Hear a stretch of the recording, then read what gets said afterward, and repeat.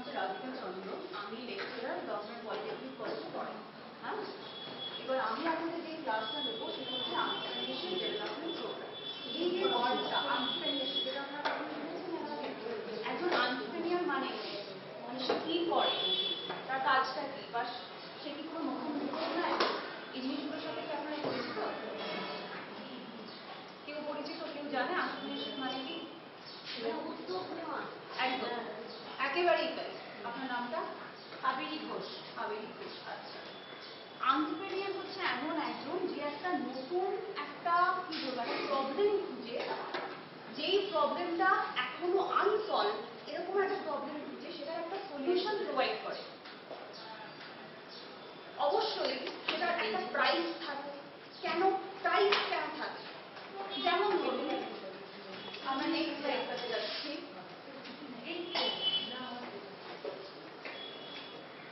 প্রথমে আমরা দেখে নিচ্ছি এটা ডেফিনেশনটা, ঠিক আছে? এন্টারপ্রেনিউর কোথা থেকে ডিরাইভ করা হয়েছে? এটা অ্যাকচুয়ালি হচ্ছে একটা ফ্রেঞ্চ ওয়ার্ড, ঠিক আছে? একটা ফ্রেঞ্চ ওয়ার্ড যেটার মানেটা কি টু আন্ডারটেক। যেমন উনি বললেন একটা নতুন উদ্যোগ নেওয়া, ঠিক আছে? একটা নতুন উদ্যোগ নেওয়া, সেটাই হচ্ছে এন্টারপ্রেনিউরশিপের মানে। একজন এন্টারপ্রেনিউর সবসময় সেটাই করে, ঠিক আছে? তার মানে ফ্রেঞ্চ ওয়ার্ড, এটার মানে কি একটা নতুন উদ্যোগ। দাদা পজিশন দিন, ওনাকে ক্যামেরাটা অপারেট করতে হবে, তুমি সেটা বলো অন্য চেয়ারে চলে যাবে। এবার একটা নতুন উদ্যোগ কিনে নিচ্ছে, অবশ্যই সেটার সাথে একটা রিস্ক রিলেটেড থাকছে, কারণ জিনিসটার এখনো কোনো সলিউশন আজ পর্যন্ত ধারণা ধরুন এই প্রেজেন্ট টাইমসে জিনিসটার এখনো পর্যন্ত কোনো সলিউশন নেই। যে কোনো প্রবলেম হতে পারে, যে কোনো problem which is still unsolved, ঠিক আছে? এবার উনি নিজের টাকা পয়সা ইনভেস্ট করছেন, তার মানে সেখানে কি থাকছে, কি ধরনের রিস্ক থাকছে? একটা ফাইন্যান্সিয়াল রিস্ক থাকছে, তাই না? তার মানে একটা নতুন উদ্যোগ নিচ্ছেন, অবশ্যই সেটার সঙ্গে অনেক ইনভেস্টমেন্ট থাকছে। অ্যাট দ্য সেম টাইম একটা হিউজ, একটা বিশাল পরিমাণে একটা রিস্ক থাকছে, ঠিক আছে? অবশ্যই at the end of the day যদি জিনিসটা সাকসেসফুল হয় তাহলে কিন্তু অবশ্যই একটা প্রফিটের অংশ থাকছে, ঠিক আছে? এবার দেখুন, to be an entrepreneur you should be ready to undertake risk. তার মানে কি একজন এন্টারপ্রেনিউর হওয়ার জন্য যেই স্কিলটা প্রধানত আমাদের দরকার সেটা হচ্ছে রিস্ক টেকিং এবিলিটি, ঠিক আছে? এই রিস্ক টেকিং এবিলিটিটা আমাদের মধ্যে থাকতে হবে, ঠিক আছে? এটা হচ্ছে প্রথম। To gain what? Financial benefit, মানে যেটা বললাম একটু আগে প্রফিট, সেটাই হচ্ছে আমাদের financial benefit. Or your goal. Goals বলতে এখানে কি, এই যে গোলস ওয়ার্ডটা, এই গোলস ওয়ার্ডটা ইজ ভেরি মাচ কি বলবো অনেকটা বিশাল। কেন? গোল কিছুই হতে পারে, যেরকম প্রফিট মেকিং ইজ আ গোল, হ্যাঁ, সেরকম ধরুন আর কি ধরনের গোল হতে পারে? একজন এন্টারপ্রেনিউরের কাছে শুধু তো প্রফিটই যে একমাত্র গোল হয় সেটা না, আরো অনেক ধরনের গোল হয়। কি কি ধরনের হতে পারে? এমপ্লয়মেন্ট জেনারেশন, বিশাল বড় একটা টপিক, ঠিক আছে? সেটা অবশ্যই একজন এন্টারপ্রেনিউর করছে। আর কি হতে পারে? সোসাইটিকে একটা বেনিফিট দিচ্ছেন, তারা সোসাইটিকে বেনিফিট দিচ্ছেন, সোসাইটি বেনিফিটেড হচ্ছে, সোসাইটি বেনিফিটেড হচ্ছে অবশ্যই। আর আর কি হতে পারে? প্রফিট ছাড়া বা যে দুটো পয়েন্ট এখনো পর্যন্ত উঠে এসেছে, এই দুটো পয়েন্ট ছাড়া আর কি কি হতে পারে? গোল মার্কেট ক্যাপচার, এটা কি হতে পারে? দেশ বিদেশে ছড়িয়ে যেতে পারবে, একদম। তার মানে এটা হতে পারে। তার মানে গোল বিষয়টা শুধু প্রফিটেই আটকে থাকছে না, এটা কিন্তু অবশ্যই প্রাইসটাকে অল্প, ধরুন অল্প প্রফিট মার্জিন রেখে, হ্যাঁ, অনেক বেশি প্রফিট মার্জিন না রেখে, কিন্তু অবশ্যই এখানে কিন্তু একটা মার্কেট ক্যাপচার করা যেতে পারে এবং সেটা কিন্তু একটা বড়সড় গোল হতে পারে, তাই তো? কেন? নিজের কম্পিটিটরকে কি করার জন্য? ওভারটেক করার জন্য, তাই তো? You have to be a risk taker. You মানে এখানে এন্টারপ্রেনিউর যিনি, তার কথা বলা হয়েছে। দ্যাট পারসন, তাকে কি হতে হবে? একজন রিস্ক টেকার হতে হবে। রিস্ক নেবার সেই ক্যাপাবিলিটি তার মধ্যে থাকতে হবে প্রধানত, ঠিক আছে? To become a successful entrepreneur. তার মানে আমরা বুঝে গেলাম যে এই এন্টারপ্রেনিউরশিপ এই ওয়ার্ডটা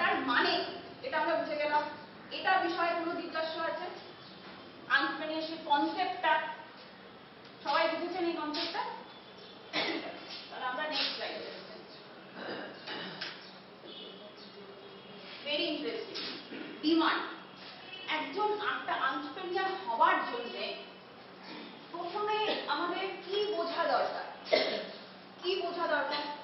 চাহিদাটা একদম। ডিমান্ড মানে হচ্ছে চাহিদা, ঠিক আছে? চাহিদা আছে কিনা। এবার এই যে পার্টটা, কি বিষয়ে চাহিদা আছে, এটা বোঝাটা হচ্ছে সবচেয়ে ইম্পর্টেন্ট জিনিস যদি আপনি এরকম একটা বিষয় করতে চান, ঠিক আছে? এবার এই চাহিদা মানে ধরুন অক্সিজেনের চাহিদা তো আমাদের সকলেরই আছে, কিন্তু সেটা কি কোনো প্রাইস কমান্ড করতে পারে? কেন কেন পারে? তার মানে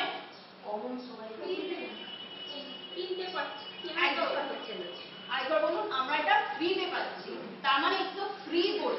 কিন্তু আমরা যেটা দোকানে গিয়ে কিনছি, ধরুন একটা পেনও যদি হয়, সেটা কিন্তু আমরা কখনো ফ্রিতে পাই না। তো যেই ধরনের গুডগুলো একটা প্রাইস কমান্ড করতে পারে, তাদেরকে আমরা বলি হচ্ছে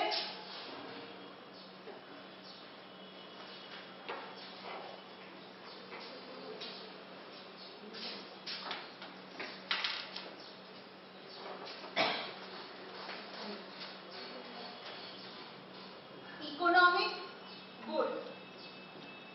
যেই গুডগুলো একটা প্রাইস কমান্ড করতে পারে না, যেটা প্রাইস একটা কমান্ড করতে পারে, সেটাকে আমরা কি বলি? ইকোনমিক গুড, ঠিক আছে? আর যেগুলো পারে না, হ্যাঁ, যেরকম আপনি বললেন, সেটাকে আমরা বলি হচ্ছে ফ্রি গুড।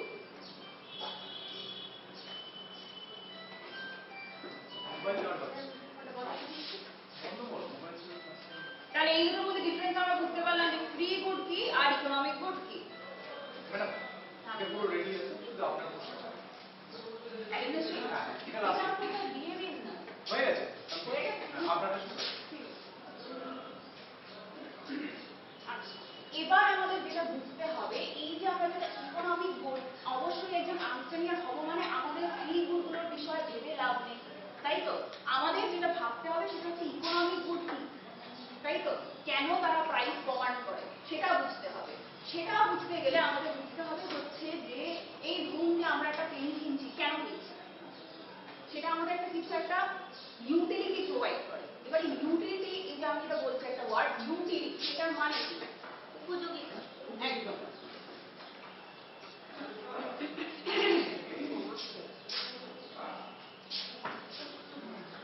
ম্যাডাম হ্যাঁ বলুন। তাহলে উনি ছিলেন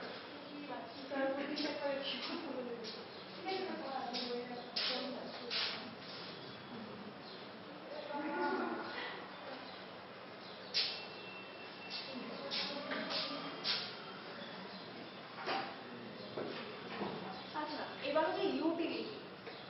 ইউটিলিটি হচ্ছে একটা নতুন কনসেপ্ট যেটা আছে, যেটা আমরা আছি, ঠিক আছে? ইউটিলিটি মানে কি? ইউটিলিটি মানে হচ্ছে ধরুন আপনি আপনার ধরুন খুব খিদে পেয়েছে, ঠিক আছে? তাহলে আপনি ধরুন কিছু একটা প্যাকেট অফ সামথিং কিনেছেন, হ্যাঁ, এবং খাচ্ছেন। প্রথমে আপনার ইউটিলিটিটা ভীষণ বেশি থাকবে। কেন? কারণ আপনার নিডটা খুব বেশি। আপনার যে নিড, যেটা হচ্ছে হাঙ্গার, হ্যাঁ, সেটা খুব বেশি, ঠিক আছে? সেই জন্য আপনার ইউটিলিটিটা বিশাল পরিমাণে থাকবে। এবার যখন আপনি আপনার কনজাম্পশনটা বাড়িয়েই যাবেন, একটা ইউনিট থেকে সেকেন্ড ইউনিট থেকে থার্ড ইউনিটে যখন যাবেন, এই যে আপনি যখন বাড়াচ্ছেন, সাথে সাথে কিন্তু আপনার ইউটিলিটির লেভেলটা কিন্তু ফলো করবে। এটা হচ্ছে ইউটিলিটির একটা জেনারেল কনসেপ্ট, যে over consumption is not good বা under consumption is not good. কারণ দুটোই আমরা দুটো এক্সট্রিমের কথা বলছি, ঠিক আছে? তার মানে যত আমরা কনজাম্পশন বাড়াই, তত কিন্তু আমাদের ইউটিলিটি ফল করে। এটা ক্লিয়ার? কারণ কোনো প্রশ্ন আছে এটা বিষয়? ইউটিলিটির যে কনসেপ্টটা, মানে একজন এটা আমরা কেন করছি? কারণ আমাদের যদি এন্টারপ্রেনিউর হতে হয়, আমাদের মানে একটা প্রসপেক্টিভ, কি বলবো, কনজিউমার, ঠিক আছে? একজন প্রসপেক্টিভ কনজিউমার, আমাদের তাদের পার্সপেক্টিভ থেকে জিনিসটা ভাবতে হবে, হ্যাঁ? তাদেরকে যদি আমরা আমাদের কাস্টমার বানাতে চাই, হ্যাঁ, তাদের নিড গুলো যদি বুঝতে চাই, তারা কি চাইছে সেটা যদি বুঝতে চাই, তাহলে কিন্তু তাদের অ্যাঙ্গেল থেকে আমাদের জিনিসটা দেখতে হবে। এই জন্য আমরা এই কনসেপ্টগুলো বোঝার চেষ্টা করি, ঠিক আছে? এই ইউটিলিটি পার্টটা কি ক্লিয়ার হয়েছে সবার? আচ্ছা, নেক্সট আমরা যাব হচ্ছে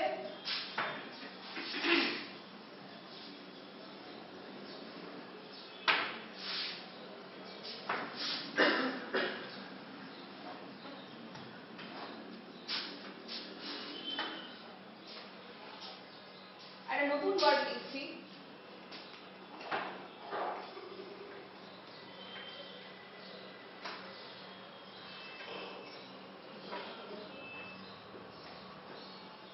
স্কেয়ারসিটি। স্কেয়ারসিটি মানে কি? স্কেয়ারসিটি মানে যেটা দুর্লভ, ঠিক আছে? স্কেয়ারসিটি যেটা স্কেয়ার, যেই জিনিসগুলো অনেক বেশি পরিমাণে অ্যাভেলেবেল থাকে সেইগুলো কিন্তু কখনো, যেরকম অক্সিজেন, সেটা কখনো একটা প্রাইস কমান্ড করতে পারে না, যতই সেটার ইউজফুলনেস বেশি হোক না হোক, ঠিক আছে? সেটা কিন্তু কখনো কোনো প্রাইস কমান্ড করতে পারে না।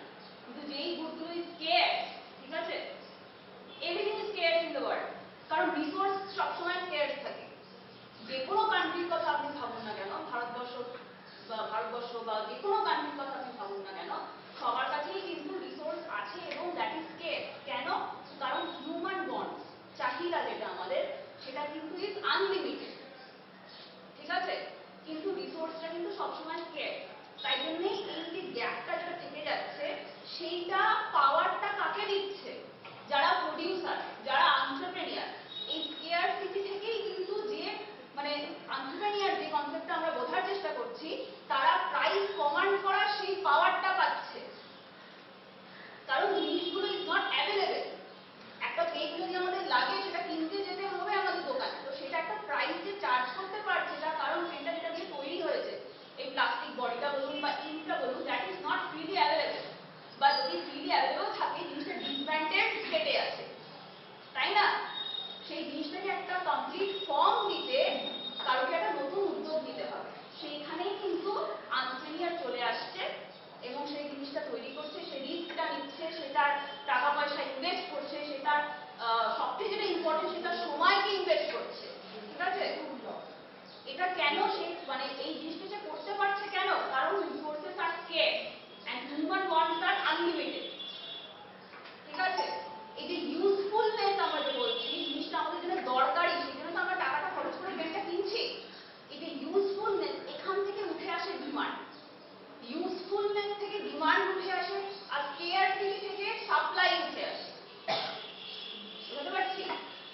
জিনিসটা দরকারি যে সেখান থেকে কিন্তু ডিমান্ডের কনসেপ্টটা উঠে আসে, আর জিনিসটা যেহেতু রেডিলি অ্যাভেলেবেল না, সেইখান থেকে কিন্তু সাপ্লাইয়ের কনসেপ্টটা উঠে আসে।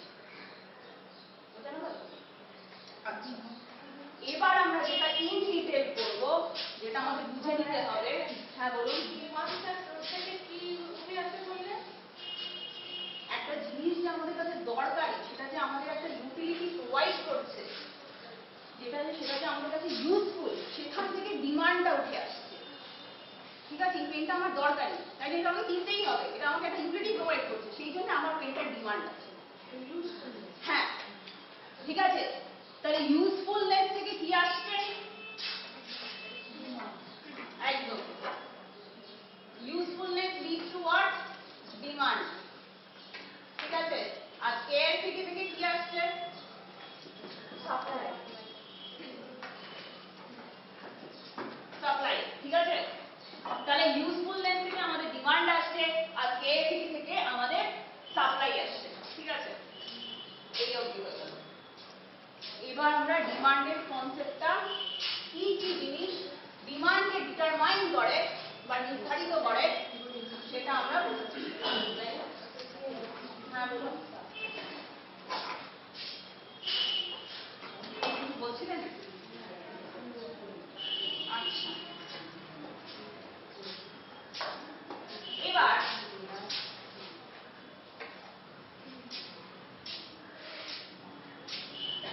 think from the perspective of a consumer, ঠিক আছে? তার জায়গায় নিজেকে বসিয়ে, একটা কাস্টমারের জায়গায় নিজেকে বসিয়ে ভাবার চেষ্টা করুন। আমরা যখন বাজারে যাই কিছু একটা কিনতে, প্রথম আমরা কি জিনিস দেখি? প্রথম কোন জিনিসটা আমরা মানে বোঝার চেষ্টা করি, জিনিসটা যেটা আমরা কিনতে চাইছি? কোয়ালিটি, একদম একদম। মানে আপনি যেটা বলছেন সেটা হচ্ছে প্রাইস, ঠিক আছে? জিনিসটার দাম কি, তাই তো? তাহলে প্রথম আমরা এখানে এগুলোকে বলা হচ্ছে ডিটারমিনেন্ট।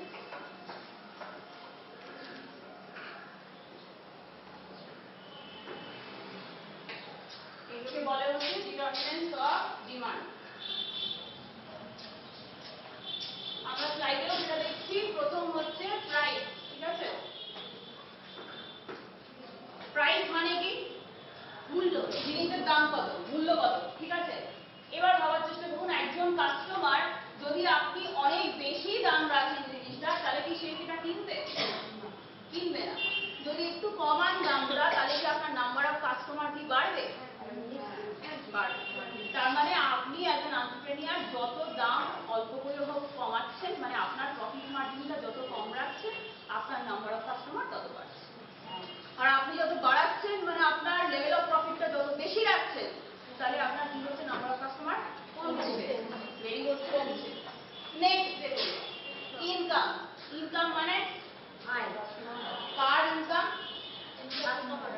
কিভাবে আপনি এবার বোঝার চেষ্টা করবেন যে কাস্টমারের ইনকাম কি করে আপনার ডিমান্ডকে অ্যাফেক্ট করবে কি করবে না? প্রথমে আপনাকে ভেবে নিতে হবে যে আপনি যে জিনিসটা বানাচ্ছেন, কিছু ক্যাটাগরি অফ গুড হয়, ঠিক আছে? যেমন আমাদের ব্রডলি দেখে 3টে ক্যাটাগরি, ঠিক আছে? এরকম কিছু গুড হয় যেগুলো যত কাস্টমারের ইনকাম বাড়ে তারা আরো বেশি বেশি কেনে, এটা একটা ক্যাটাগরি, ঠিক আছে? যেগুলোকে বলে হচ্ছে, এখানে লিখছি, নর্মাল গুডস।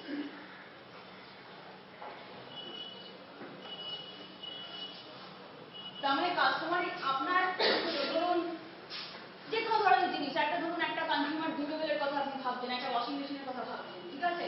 কাস্টমারের ইনকাম 50,000 থেকে যদি 80,000 হয়, সে একটু বেটার কোয়ালিটি একটা ওয়াশিং মেশিন কিনতে পারে, ঠিক আছে? তার মানে এই ভীষণ আন্ডারে করতে নর্মাল করতে না, ঠিক আছে? এবার ধরুন আরেকটা ক্যাটাগরি অফ গুড হয়, মানে কমোডিটি হয়, যেটাকে বলে হচ্ছে inexpensive necessities of life. Inexpensive necessities of life. Inexpensive necessities of life মানে কি? যেমন ধরুন ম্যাচস্টিক, ঠিক আছে? আপনার ইনকাম মানে কাস্টমারের ইনকাম যদি 50,000 থেকে 80,000 যায়, আপনার কি মনে হয় যে সে আরো 10টা প্যাকেট অফ ম্যাচস্টিক কিনবে? কিনবে না। একটা লেভেল ধরুন 50,000 থেকে যদি 60,000 হয়, তাহলে হয়তো ম্যাক্সিমাম শেয়ার একটা কিনলে এক প্যাকেট আরো বেশি, কিন্তু যদি আরো বেশি লেভেল ইনকামে চলে যায়, সে অবশ্যই কখনো কিনবে না। এই ধরনের গুডগুলো যেগুলো কিনা আপনার কাস্টমারের ইনকাম একটা পার্সেন্টেজ, বেশ ভালো রকম পার্সেন্টেজ বাড়ার ফলে সেগুলোর ডিমান্ড কখনোই বাড়ে না, বরঞ্চ একই থেকে যায়, সেইগুলোকে বলে হচ্ছে ইনএক্সপেন্সিভ নেসেসিটিজ অফ লাইফ, ঠিক আছে? এটা বোঝাতে পারলাম? কোনো প্রশ্ন আছে কারণ? নেক্সট হচ্ছে আপনার থার্ড ক্যাটাগরি, সেটাকে বলে হচ্ছে ইনফিরিয়ার।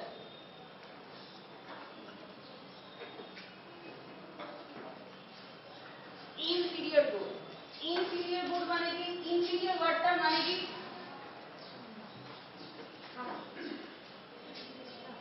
হ্যাঁ, মানে কি যে অফ লোয়ার কোয়ালিটি, হ্যাঁ, ইনফিরিয়ার ওয়ার্ডটার মানে।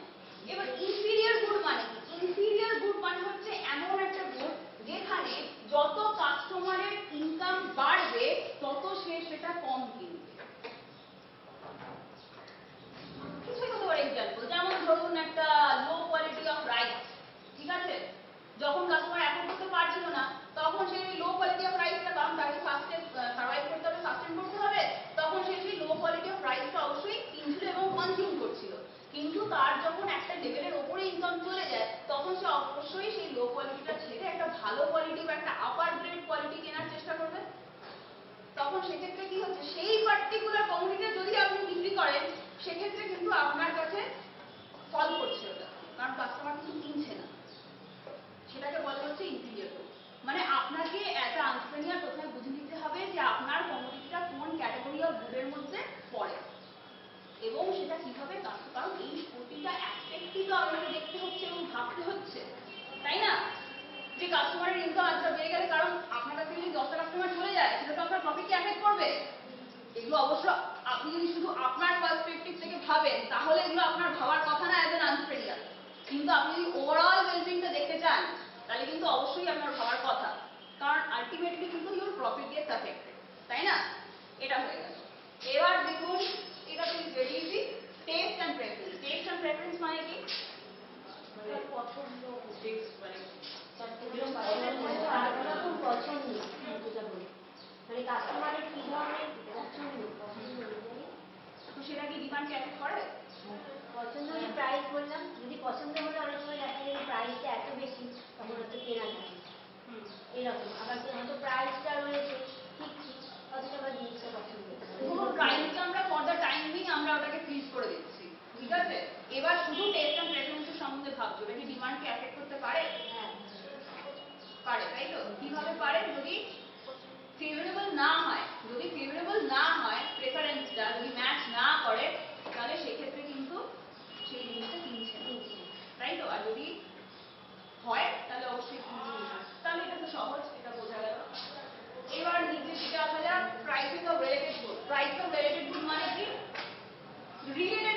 মানে কি সম্পর্ক, কিছু একটা সম্পর্ক আছে, ঠিক আছে।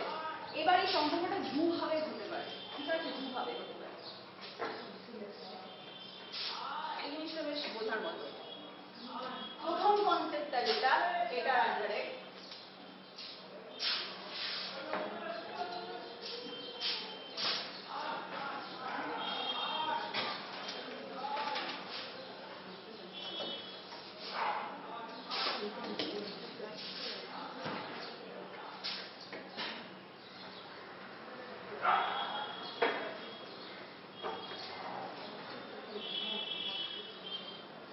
প্রথম কনসেপ্ট হচ্ছে এটা, যেটাকে বলে হচ্ছে সাবস্টিটিউট গুডস, ঠিক আছে।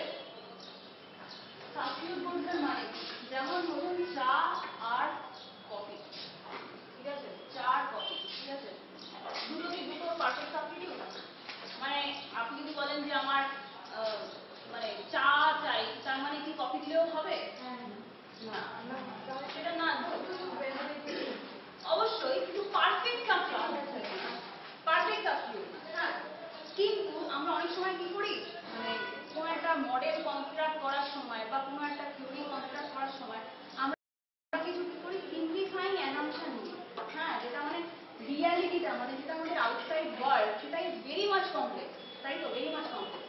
এবার আমাদের সেই সব রকম কমপ্লেক্সিটির অ্যাঙ্গেলগুলোকে একবারে ঢোকাতে চাই একটা মডেলের মধ্যে, তাহলে মডেলটা কখনো কনস্ট্রাক্ট করা যাবে না। সেই জন্য আমরা কি করি, কিছু অ্যাসাম্পশন করি, ঠিক আছে। অ্যাসাম্পশন মানে কি, খুব সিম্পলিফাইং অ্যাসাম্পশন। তো এখানে একটা সিম্পলিফাইং অ্যাসাম্পশন যেটা করা হয়েছে সেটা হচ্ছে এই চা আর কফিকে পারফেক্ট সাবস্টিটিউট হিসাবে ধরা হয়েছে, ঠিক আছে। সেটা যদি আমরা ভাবার চেষ্টা করি, সেটা অবশ্যই না, কিন্তু সেটা অবশ্যই না, কিন্তু এটা জাস্ট করে এই কনসেপ্টটা কনস্ট্রাক্ট করার জন্য করা হচ্ছে, ঠিক আছে।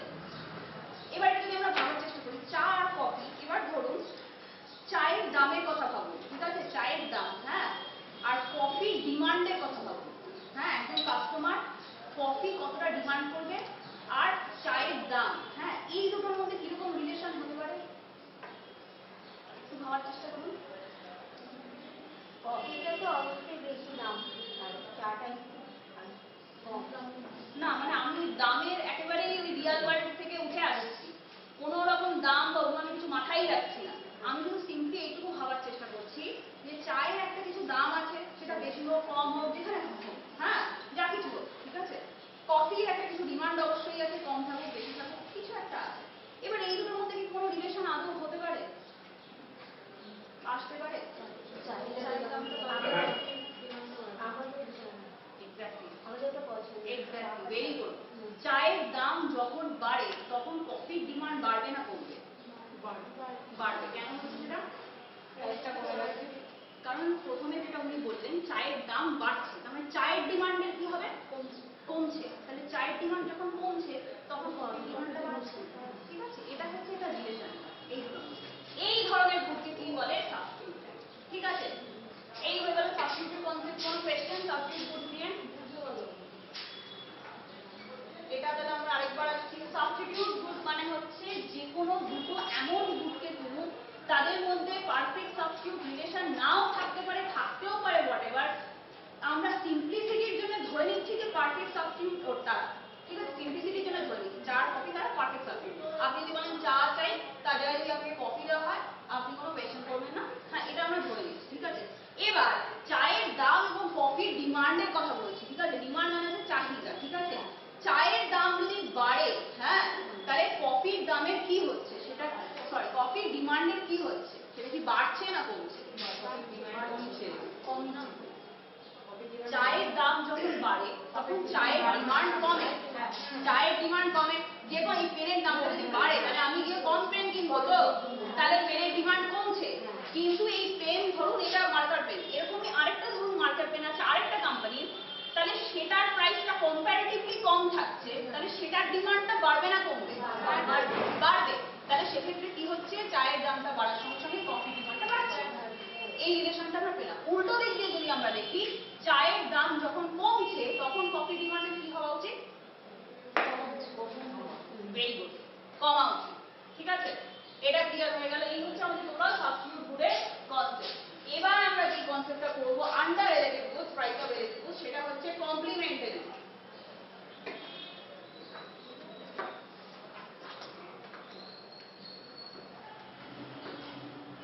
Complimentary goods. কমপ্লিমেন্টারি কোড মানে কি? এমন দুটো কোড যেটা দুজনকে কমপ্লিমেন্ট করে, ঠিক আছে? সেটাই মানে হচ্ছে কমপ্লিমেন্ট, এমনিও তো মানেও তো সেটা, ঠিক আছে? যেমন ধরুন একটা এক্সাম্পল কিরকম দেওয়া যেতে পারে, হ্যাঁ যে কোনো চাই হতে হবে এরকম কিছু না, যে কোনো কমোডিটি যেটা আপনারা একসাথে ব্যবহার করেন। দুটো ব্র্যান্ডের টুথপেস্ট সেগুলো আপনি একসাথে ব্যবহার করছেন, করতে গেলে দুধ লাগবে, চিনি লাগবে। এই হলো দুধ লাগবে, চিনি লাগবে, তাহলে এইগুলোকে আমি নিয়ে নিতে পারি, এটা এক্সাম্পল হিসাবে। এবার এই আগের এক্সাম্পলটা যেভাবে বললাম সেইভাবেই ভাবার চেষ্টা করুন। ধরুন উনি বললেন মিল্ক আর সুগার, তাই তো? এবার ধরুন মিল্কের দামটা আপনি ভাবছেন আর সুগারের ডিমান্ডটা ভাবছেন। এবার যদি মিল্কের দামটা বাড়ে তাহলে সুগারের কি হবে ডিমান্ডের? এটা কিন্তু আন্ডার অ্যাজাম্পশন যে আপনি এই দুটো জিনিস একসাথে একটা পার্টিকুলার জিনিস তৈরি করার জন্য ব্যবহার করছেন। আলাদা আলাদা ভাবে কিন্তু দেখলে হবে না, ঠিক আছে? বাড়ছে মানে কম, এটাই হচ্ছে কমপ্লিমেন্টারি কম। যেমন ধরুন কার মানে গাড়ি আর পেট্রোল যদি আমি নিই, তাহলে সেক্ষেত্রেও একই রিলেশন আসবে, একটা বাড়লে একটা কমবে। মানে অবশ্যই একটা আমরা প্রাইসের টার্মে ভাবছি আর একটা আমরা ডিমান্ড, আরেকটা কমোডিটিতে আমরা ডিমান্ডের টার্মে ভাবছি, ঠিক আছে? এবার একটা প্রাইস যদি বাড়ে তাহলে উল্টো দিকে অন্যটার ডিমান্ডটা যাবে।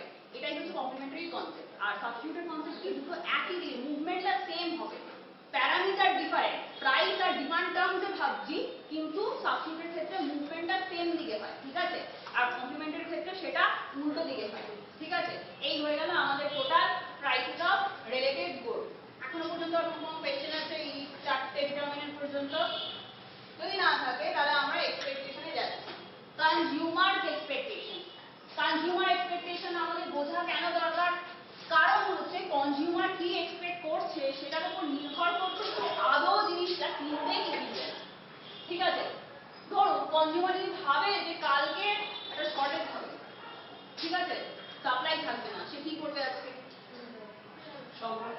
একদম হোল্ড করার চেষ্টা করবে, সংগ্রহ করার চেষ্টা করবে। কারণ সেক্ষেত্রে আজকের দিনে দাঁড়িয়ে কিন্তু ডিমান্ডটা বেড়ে যাবে, তাই তো? তার মানে এইটাই হচ্ছে কনজিউমার এক্সপেকটেশন। কনজিউমার মানে এটা আমাদের বইতে লেখা থাকে যে what ever the consumer things that is irrelevant, ঠিক আছে, but what the consumer things that is surely going to happen, ঠিক আছে? এবার সে কনজিউমার কি ভাবছে, ঠিক ভাবছে না ভুল ভাবছে ইম্পর্টেন্ট না, কিন্তু সে যেটা ভাবছে সেটাই হবে। হ্যাঁ, এখানে হয়তো শর্টেজ নেই, হয়তো মার্কেটে কোনো রকম শর্টেজ নেই, কিন্তু এটা যদি একটা খবর ছড়িয়ে পড়ে যে শর্টেজ কালকে থাকবে তাহলে কিন্তু এটাই হবে, ঠিক আছে? এটাই হচ্ছে কনজিউমার এক্সপেকটেশন, ঠিক আছে? নেক্সট হচ্ছে consumer credit facility. Credit facility বলতে আমরা কি বুঝি? ধারে দেওয়া, একদম। ইএমআই যেটা আমাদের আছে, ইএমআই একটা কনসেপ্ট আছে। তো এবার এই জিনিসপত্রগুলো যে আছে সেটা আমাদের কিভাবে আমাদের কাজকে আরো বেশি সুবিধাজনক করে দিচ্ছে?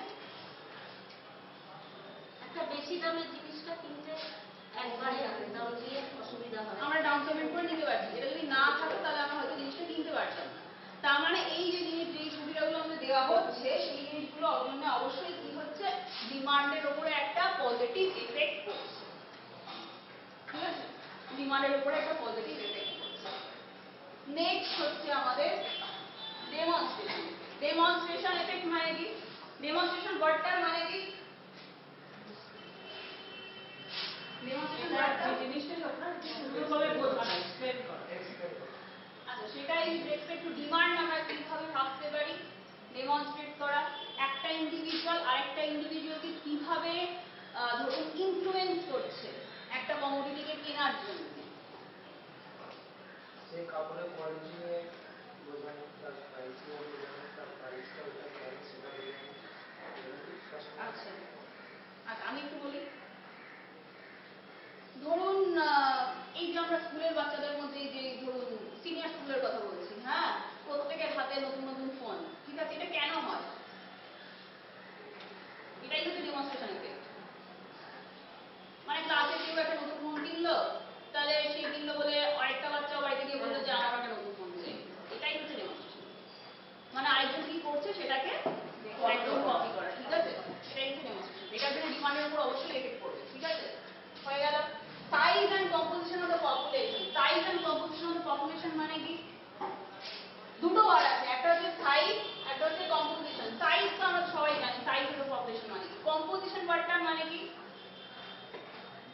নাম্বারটা মানে কি কম্পিটিশন হচ্ছে যে আপনার percentage of that particular category in that particular population কি আছে। যেমন ধরুন যদি সিনিয়র পপুলেশনের পার্সেন্টেজ টোটাল পপুলেশনে যদি বেশি থাকে তাহলে সেক্ষেত্রে তাদের যে জিনিসপত্রগুলো দরকার হয় যেমন ধরুন হেলথ কেয়ার, ঠিক আছে, সেই জিনিসপত্রগুলো ডিমান্ড বেশি, ঠিক আছে। এটা একটা জিনিস যেটা বুঝতে হবে। এগুলো আমরা কেন করার চেষ্টা করছি, এটা বোঝার জন্য যে আমি সেই প্রোডাক্টটাকে বা সেই কমোডিটিটাকে বা সেই নিডটাকে, একটা প্রোডাক্ট কোথা থেকে উঠে আসে, একটা নিডকে স্যাটিসফাই করার জন্য উঠে আসে, সেটাকে আমি আইডেন্টিফাই কি করে করব, এটা বোঝার জন্য আমরা এতগুলো জিনিস এখন করছি, ঠিক আছে। আর এটা I think is clear size of population. Next যাচ্ছি, distribution of income মানে in the entire population, সেটা কিভাবে আপনার এফেক্ট করতে পারে ডিমান্ডকে মনে হয়? ইনকাম কিভাবে ডিস্ট্রিবিউটেড থাকতে পারে? যদি ধরুন স্যালারি হাইক হয় তাহলে মানুষের জিনিসপত্র কেনার প্রবণতাটাও তখন বেড়ে যায়। Very good, very valid point. আর কিছু? যত বেশি মানে হাই ইনকাম গ্রুপ থাকবে ইন দ্য সোসাইটি, ঠিক আছে, তত ডিমান্ড কি ধরনের প্রোডাক্টের হবে? মানে এক্সপেন্সিভ এই ধরনের, হ্যাঁ, বেশি থাকলে সেরকম সেই রকম জিনিসপত্র তারা কিনবে, হ্যাঁ। আর যত বেশি জিনিসটা ইকুয়ালি ডিস্ট্রিবিউটেড হবে ইনকামটা সোসাইটিতে, তত বেশি কি ধরনের ডিমান্ড থাকবে, কি ধরনের প্রোডাক্টের ডিমান্ড থাকবে? ভেরি গুড, যত বেশি ইকুয়ালি ডিস্ট্রিবিউটেড থাকবে তত বেশি নেসেসিটির দিকে বেশি ইয়েটা থাকবে, আর যত বেশি আনইকুয়ালি ডিস্ট্রিবিউটেড থাকবে তত বেশি লাক্সারির দিকে থাকবে, ঠিক আছে। এই অবধি হয়ে গেল। Next is climatic factor. তো কি বলবো, হট কান্ট্রিজে সেই ধরনের বা কোল্ড কান্ট্রিজে যে ধরনের ফুড দরকার হয় সেটা। গভর্নমেন্ট পলিসি মানে কি ট্যাক্স আর সাবসিডির কথা বলা হয়। যদি ট্যাক্স বাড়ানো হয় সেটা প্রাইসের উপর কি একটা এফেক্ট ফেলে, আর যদি সাবসিডি দেওয়া হয় সেটা কি ফেলে? অবশ্যই ফেলে। তার মানে এই দুটো কিন্তু আলাদাভাবে একটা আলাদা চ্যানেল দিয়ে প্রাইসের উপর একটা এফেক্ট ক্রিয়েট করবে। এবং আমরা আগে থেকেই পড়ে এসেছি যে প্রাইস হচ্ছে একদম top most determinant of demand, তাই না? তাহলে এবার এই দুটোর উপরে যদি কোনো এফেক্ট পড়ে, ঠিক আছে, ট্যাক্স সাবসিডির উপর, সেখানে ডাইরেক্ট একটা এফেক্ট ফেলবে প্রাইসের উপরে, আর সেটা গিয়ে ডাইরেক্টলি ফেলবে ডিমান্ডের উপরে। তার মানে কি বলতে চাইছি, যদি ট্যাক্স আর সাবসিডিকে কোনো রকম চেঞ্জ করা হয়, that leads to what, change in price, ঠিক আছে, আর এটা leads to what, change in demand, ঠিক আছে। এই হচ্ছে একটা চ্যানেল। এই প্রত্যেকটা জিনিস, এটা টোটাল 11টা জিনিস আছে, 11টা ডিটারমিনেন্ট আছে। এই প্রত্যেকটা 11টা ডিটারমিনেন্ট কিন্তু একটা ডাইরেক্ট এফেক্ট ফেলবে কিসের উপরে না, ডিমান্ডের উপরে। এইগুলো একবার দেখে নিন কোনো প্রেশার আছে কিনা।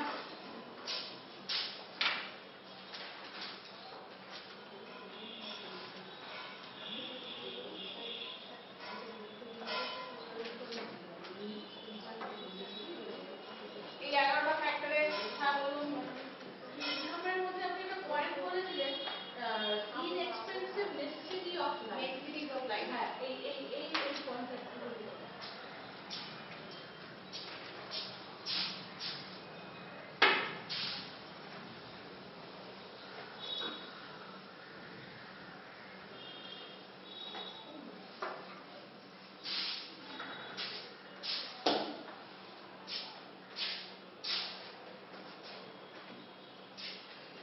একটা গ্রাফ দিয়ে বোঝাবো।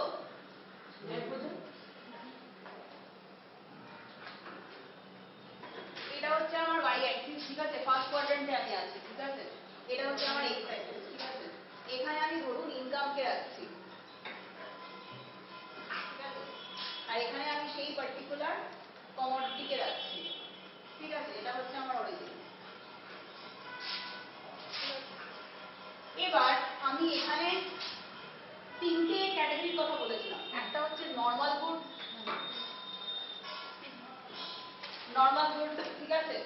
আরেকটা কি বলেছিলাম, যেটা ইনএক্সপেন্সিভ, ঠিক আছে, মানে পুরোটা আমি লিখলাম না, ইনএক্সপেন্সিভ অফ লাইফ, ঠিক আছে। আর থার্ড আমি কি বলেছিলাম, ইন্টেরিয়র, তাই তো।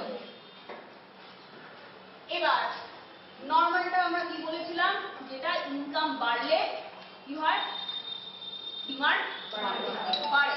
তার মানে আমি এখানে একটা লিনিয়ারিটি অ্যাজাম্পশন কি করতে পারি, এরকম একটা যদি গ্রাফ আমি দেখি, এটা আমার নর্মাল গুডের সঙ্গে আসবে। অরিজিন থেকে শুরু হচ্ছে, ইনকাম যখন কিছুই ছিল না, সে কিছুই ডিমান্ড করতে পারছিল না, যত ইনকাম বাড়ছে তত বেশি বেশি বেশি বেশি ডিমান্ড হয়ে গেল। এবার চলে আসছি যেটা আপনাদের বোঝার অসুবিধা হচ্ছে, ইনএক্সপেন্সিভ। হ্যাঁ, ইনএক্সপেন্সিভ মানে কি, ধরুন যেটা বলেছিলাম যে 10,000 থেকে যদি 25,000 হয়ে যায় স্যালারি, হ্যাঁ, যেটা এক্সাম্পল দিয়েছিলাম সেটা হচ্ছে ম্যাচ বক্স বা ম্যাচ স্টিক, ঠিক আছে। এবার তার মানে কি সে ডাবল, সে ধরুন 5টা ম্যাচ স্টিকের বক্স কিনছিল, ঠিক আছে, যখন 10,000 ইনকাম ছিল। এবার তার যখন 25,000 ইনকাম হয়ে গেল, তখন কি সে 5টার জায়গায় 15টা কিনবে? না, কিনবে তো না। তার মানে কি হচ্ছে, ধরুন এটা হচ্ছে সেই 10,000 মার্কটা, ঠিক আছে। তার মানে এত অবধি ধরুন এইভাবেই গেছে, ঠিক আছে, এত অবধি। এবার তার যখন 10,000 থেকে ধরুন 15,000 হচ্ছে, তখন সে কি করছে, সে হয়তো স্লাইটলি বাড়াতে পারে কিংবা নাও বাড়াতে পারে, দ্যাট ডিপেন্ডস, তাই তো, বাড়াতে পারে কিংবা নাও বাড়াতে পারে। এবার যদি আমি এটা নতুন গ্রাফ দিয়ে বোঝাই, সেটাই বোঝা বেটার হবে।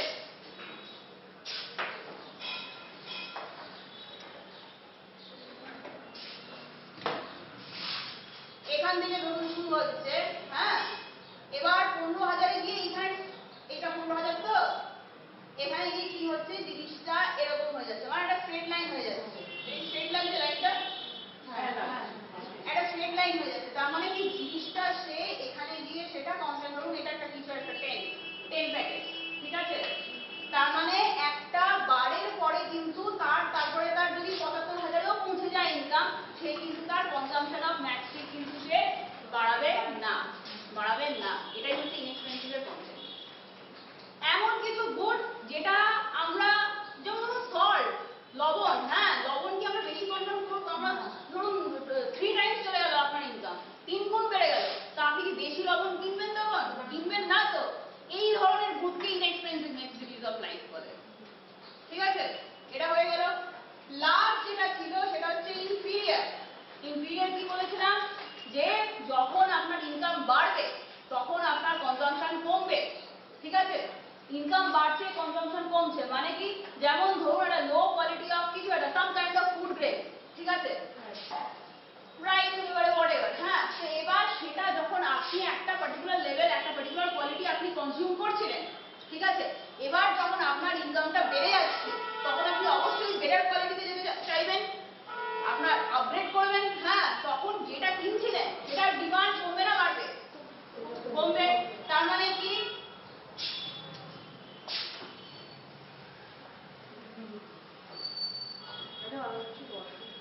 হ্যাঁ, তার মানে সেক্ষেত্রে কি হচ্ছে, ধরুন প্রথমে 10,000 পর্যন্ত আপনি কিনছিলেন, অল্প অল্প করে আপনার ইনকাম বাড়ছিল, অল্প অল্প করে আপনি কনজাম্পশন বাড়াচ্ছিলেন, কিন্তু ধরুন এইটা আপনার এত অব্দি গেল, 15,000 অব্দি।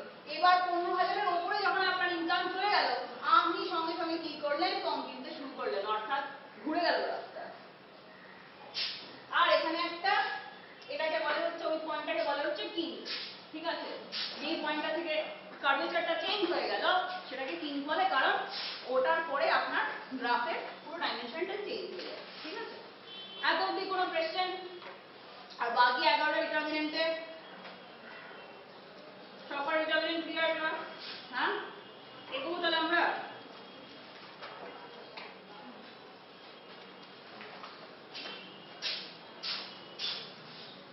স্লাইড চেঞ্জ করবো না থাকবে? হয়ে গেছে? আচ্ছা, এরপরে আমাদের যেটা করতে হবে সেটা হচ্ছে product identification, development and management. Product মানে কি, প্রোডাক্ট জিনিসটা মানে কি, একটা কমোডিটি, একটা গুড, একটা প্রোডাক্ট কি সেম জিনিস? বা একটা কাস্টমার আর একটা কনজিউমার কি সেম জিনিস? কেন কেন সেম না? কেন যদি বলি কাস্টমার আর কনজিউমার ডিফারেন্স কি?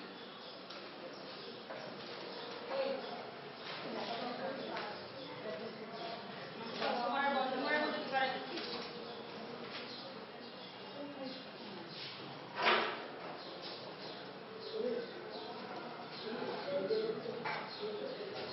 What is the difference? Customer, আমি যদি বলি একটা প্রসপেক্টিভ কাস্টমার, একজন প্রসপেক্টিভ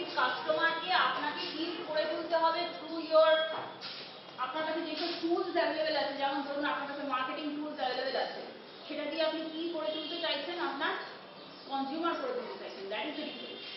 ঠিক আছে? প্রসপেক্টিভ কনজিউমার তো চারিদিকে আছে। ঠিক আছে? তার মানে এটা না যে সে আপনার জিনিসটা কিনতে চায় বা কিনবে, কারণ কেনা না কেনাটা অনেক ফ্যাক্টরের উপর ডিপেন্ড করে। এটা তো জাস্ট সেট অফ 11 ফ্যাক্টর, এর বাইরেও প্রচুর ফ্যাক্টর আছে। কারণ ডিমান্ড যে শব্দটা সেটা এত বেশি ব্রড, মানে এটা not only you need to have the income, মানে কাস্টমারের কাছে যে ইনকামটা থাকবে আপনার জিনিসটা অ্যাফোর্ড করার মতো, আর তাহলেই সে যে আপনার জিনিসটা কিনবে এরকম কোনো কথা নেই। ঠিক আছে? তার মানে কি নেসেসারি কি একটা আপনার প্রসপেক্টিভ কনজিউমারকে আপনি যে আপনার কাস্টমার করে তুলবেন, সেটার জন্য নেসেসারি কি হতে পারে? কি হতে পারে নেসেসারি?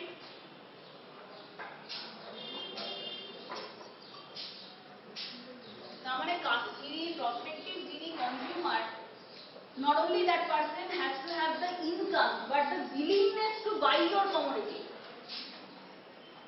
তার মধ্যে ইনকাম থাকতে পারে, মানে তার কাছে ইনকামটা থাকতে পারে, সেই জিনিসটা অ্যাফোর্ড করতে পারে, কিন্তু আপনার পার্টিকুলার কমোডিটিটা কেনার সেই উইলিংনেসটা তার মধ্যে থাকতে হবে, এবং সেই মানে অ্যামাউন্টটা যেটা আপনার কমোডিটির প্রাইস, সেটা আপনার কমোডিটির উপরেই খরচ করতে হবে, এতটাই উইলিংনেস থাকতে হবে, এবং সেই পার্টিকুলার পিরিয়ড অফ টাইমের মধ্যেই সেটা করতে হবে, তাহলেই একমাত্র আপনি প্রসপেক্টিভ কনজিউমার থেকে তাকে কাস্টমারে কনভার্ট করেছেন।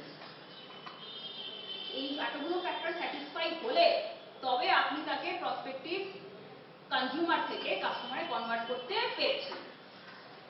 ঠিক আছে? হয়ে গেল।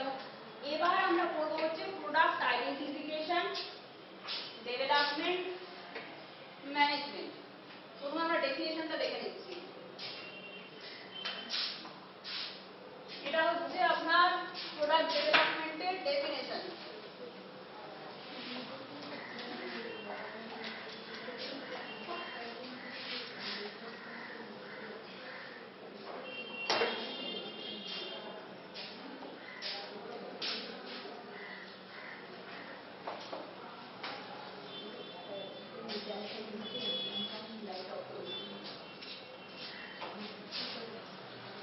কি লেখা আছে এখানে?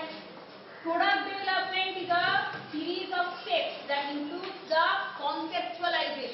conceptualization, design, development and marketing of newly created কিংবা newly rebranded।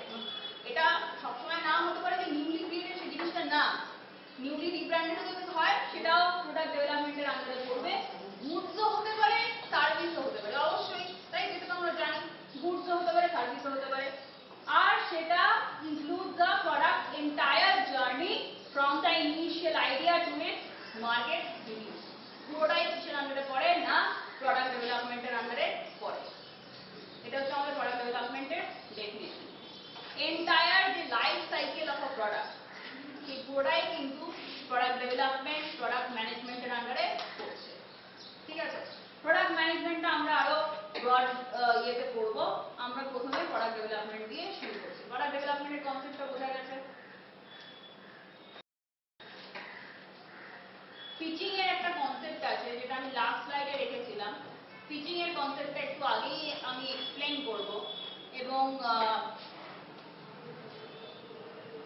এই পিচিং আমরা পিচিং তোমরা শুনেছো? এখানে কেউ বিজনেস করেন? আচ্ছা, মানে ইচ্ছা আছে ভবিষ্যতে করার? পিচিং কেউ শুনেছেন কখনো? পিচিং মানে কি? PITCHING।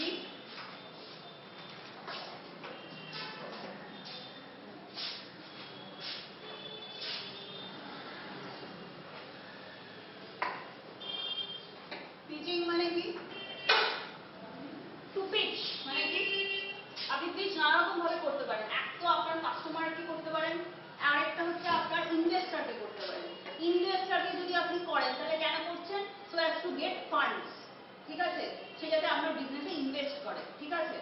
অবশ্যই সেটা আপনি কিভাবে করবেন সেটা একটা প্রসেস আছে, যেটা আমরা করবো। হ্যাঁ, এটা হচ্ছে একটা পয়েন্ট। আর কাস্টমার যদি আপনি করেন পিচ, তাহলে আপনি কেন করছেন? So that a person বাইজ your commodity.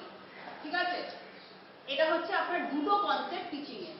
প্রথম হচ্ছে আপনি পিচিং এই জন্য করতে পারেন যাতে আপনার সামনে যে ইনভেস্টর বসে আছে সে যাতে আপনার বিজনেসে আপনি যদি স্টার্ট আপ হয়, আপনারা জানেন যে কিরকম কি বলবো ফান্ডের একটা কিরকম ক্রাইসিস থাকে, স্পেশালি যখন একটা বিজনেস শুরু হচ্ছে, ঠিক আছে, তখন সে আপনার যে বিজনেস প্ল্যান বা একটা এক্সিকিউটিভ সামারি সেগুলো দেখে যে সে তাকে যে আপনি মানে কনভিন্স করবেন so that the person invest in your business, সেটা করাকে এই যে প্রসেসটা বা মেথডটা সেটাকে বলেন হচ্ছে পিচিং, ঠিক আছে, PITCHING, ঠিক আছে, পিচিং। বা এটা হচ্ছে একটা পারফেক্ট, ঠিক আছে। আরেকভাবেও পিচিংকে ইউজ করা যেতে পারে, সেটা কি, সেটা হচ্ছে যদি আপনি আপনার কাস্টমারকে মানে যে আপনার প্রসপেক্টিভ কনজিউমার তাকে যদি কনভিন্স করার চেষ্টা করেন আপনার কমোডিটিটা কেনার জন্য, ডেপিক্টিং যে এটার মধ্যে এই ফ্যাক্টর আছে, এটা এটা এই হোয়াটএভার ডিসঅ্যাডভান্টেজ আছে এন্ড অল দ্যাট, ঠিক আছে, এটাও কিন্তু is a part of pitching. Pitching দুভাবে হতে পারে। হ্যাঁ, এবার আমি এটা আগে কেন বলছি, এটা আমি লাস্ট স্লাইডে রেখেছিলাম, এই কনসেপ্টটা আমি আগে কেন এক্সপ্লেন করছি সেটার কারণ হচ্ছে আমরা ক্লাসে, আপনারা কজন আছেন? 25 26 अराउंड প্রেজেন্ট কতজন? 25। আচ্ছা, তো আমরা যেটা আমি এই জন্য আগে বলছি, আমরা ক্লাসটাকে 25 তো আমরা ধরুন 5টা গ্রুপ, হ্যাঁ, divide the class into 5 groups. হ্যাঁ, এবার সেটা করে আমরা যেটা করব সেটা হচ্ছে যে মানে আমরা একটা গেম খেলবো, ঠিক আছে, যেই গেমটার নাম হচ্ছে ওয়াকি আইডিয়াস, ঠিক আছে। জিনিসটা কি, ধরুন হচ্ছে এই যে ক্লাসরুমটা আমরা যেখানে ক্লাস করছি এখানে অনেক ধরনের অবজেক্ট আছে আমরা যেটা দেখতে পাচ্ছি। হ্যাঁ, এরকম যে কোনো একটা অবজেক্টকে আপনি আইডেন্টিফাই করবেন, হ্যাঁ, আইডেন্টিফাই করবেন এবং সেটার উপর একটা 5 মিনিট পিচ, জাস্ট 5 মিনিট, 5 মিনিটের একটা পিচ কনস্ট্রাক্ট করবেন। বুঝাতে পারলাম? একটা কিছু বক্তব্য রাখবেন, বক্তব্য ইন দ্য সেন্স হচ্ছে মানে একটা আপনি ধরুন আপনি ভেবে নিতে পারেন যে আপনি ফান্ড জেনারেট করার চেষ্টা করছেন, তাহলে সেই ক্ষেত্রে আপনি আপনার ইনভেস্টরকে বোঝাচ্ছেন যে কিভাবে আপনি আপনার টোটাল বিজনেসটাকে প্ল্যান করছেন। মানে it's a very gay thing, যেহেতু আমাদের টাইম কনস্ট্রেন্ট আছে সেই জন্য আমরা ওটাকে এটা 2 মিনিটেও করা যায় আর 5 মিনিট রাখছি, এটাই হচ্ছে গেমটা। বোঝা গেল কি? মানে কনভিন্স করা যে আমার প্রোডাক্ট কাস্টমারকে হতে পারে কিংবা ইনভেস্টরকে হতে পারে, যে কোনো কাউকে বোঝাতে হবে যে আমার জিনিসটা ভালো। যদি ইনভেস্টর হয়, হ্যাঁ, যদি আপনি ভাবেন যে আপনি ফান্ডের জন্য চেষ্টা করছেন তাহলে কিন্তু অবশ্যই একটা আপনি কিভাবে আপনি শুরু থেকে শেষ পর্যন্ত মানে যেটা বিজনেস প্ল্যান বলে সেটা অবশ্যই একটু মৌখিকভাবে বললে ভালো হয়, ঠিক আছে। বিজনেস প্ল্যান কি অ্যান্ড হোয়াট এভার সেটা আমরা করবো কামিং স্লাইডগুলোতে। আমি পিচিং এর কনসেপ্টটা বলে রাখলাম কারণ এটার উপরেই আমরা যেই 4টে নাগাদ বোঝায় একটা ব্রেক আমাদের হবে, তো তখন একটুখানি ভেবে নেবেন সেই 5 মিনিট পিচটা কিভাবে করবেন, ঠিক আছে। এটা একটা হয়ে গেল। আচ্ছা, প্রোডাক্ট ডেভেলপমেন্টে আমরা এবার যেটা করব সেটা হচ্ছে how to create a product development plan. ডেফিনিশনটা কি ক্লিয়ার? ডেফিনেশনটা আর কোনো কোয়েশ্চেন আছে ডেফিনেশনের? নিউলি হতে পারে, মানে নতুন হতে পারে, নিউলি ক্রিয়েটেড হতে পারে, নিউলি ব্র্যান্ডেড হতে পারে, it can be a good, it can be a service, কিন্তু এন্টায়ার লাইফ সাইকেলের কথা বলা হয়েছে অফ দ্য প্রোডাক্ট। তাহলে আমরা নেক্সট স্লাইডে যাচ্ছি।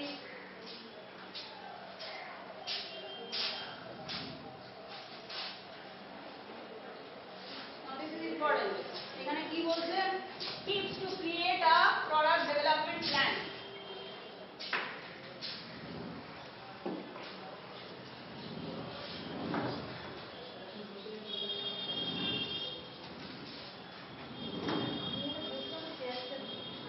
Identify a product need and business case. একটা প্রোডাক্টকে আপনি একটা বিজনেসের ফর্ম দিচ্ছেন, মানে একটা আনসলভ প্রবলেম দিয়ে আপনি একটা মানে কি বলবো একটা ফর্মে ক্রিয়েট করে একটা বিজনেসের ফর্ম দিতে চাইছেন। How can you go about that, এটা এখানে বলার চেষ্টা করা হচ্ছে, যেটা এখন এক্সিস্টই করে না। প্রবলেমটা এক্সিস্ট করে, কারণ প্রবলেমটা না এক্সিস্ট করলে তো আপনি জিনিসটা ফিগার আউট করতে পারবেন না। প্রবলেমটা অবশ্যই এক্সিস্ট করে কিন্তু সেটা কোনো সলিউশন এক্সিস্ট করে না, বা কেউ হয়তো আদৌ ভাবেইনি জিনিসটা কোনো সলিউশন হতে পারে, এটাও হয়তো কেউ ভাবেনি। এই যে এখন ওয়াটার ক্রাইসিস হচ্ছে, এই যে এখন অ্যাডিটিভের ইউজেজ এত বেশি, মানে এত বেশি করে বলা হচ্ছে যে এগুলো ইউজ করা হোক,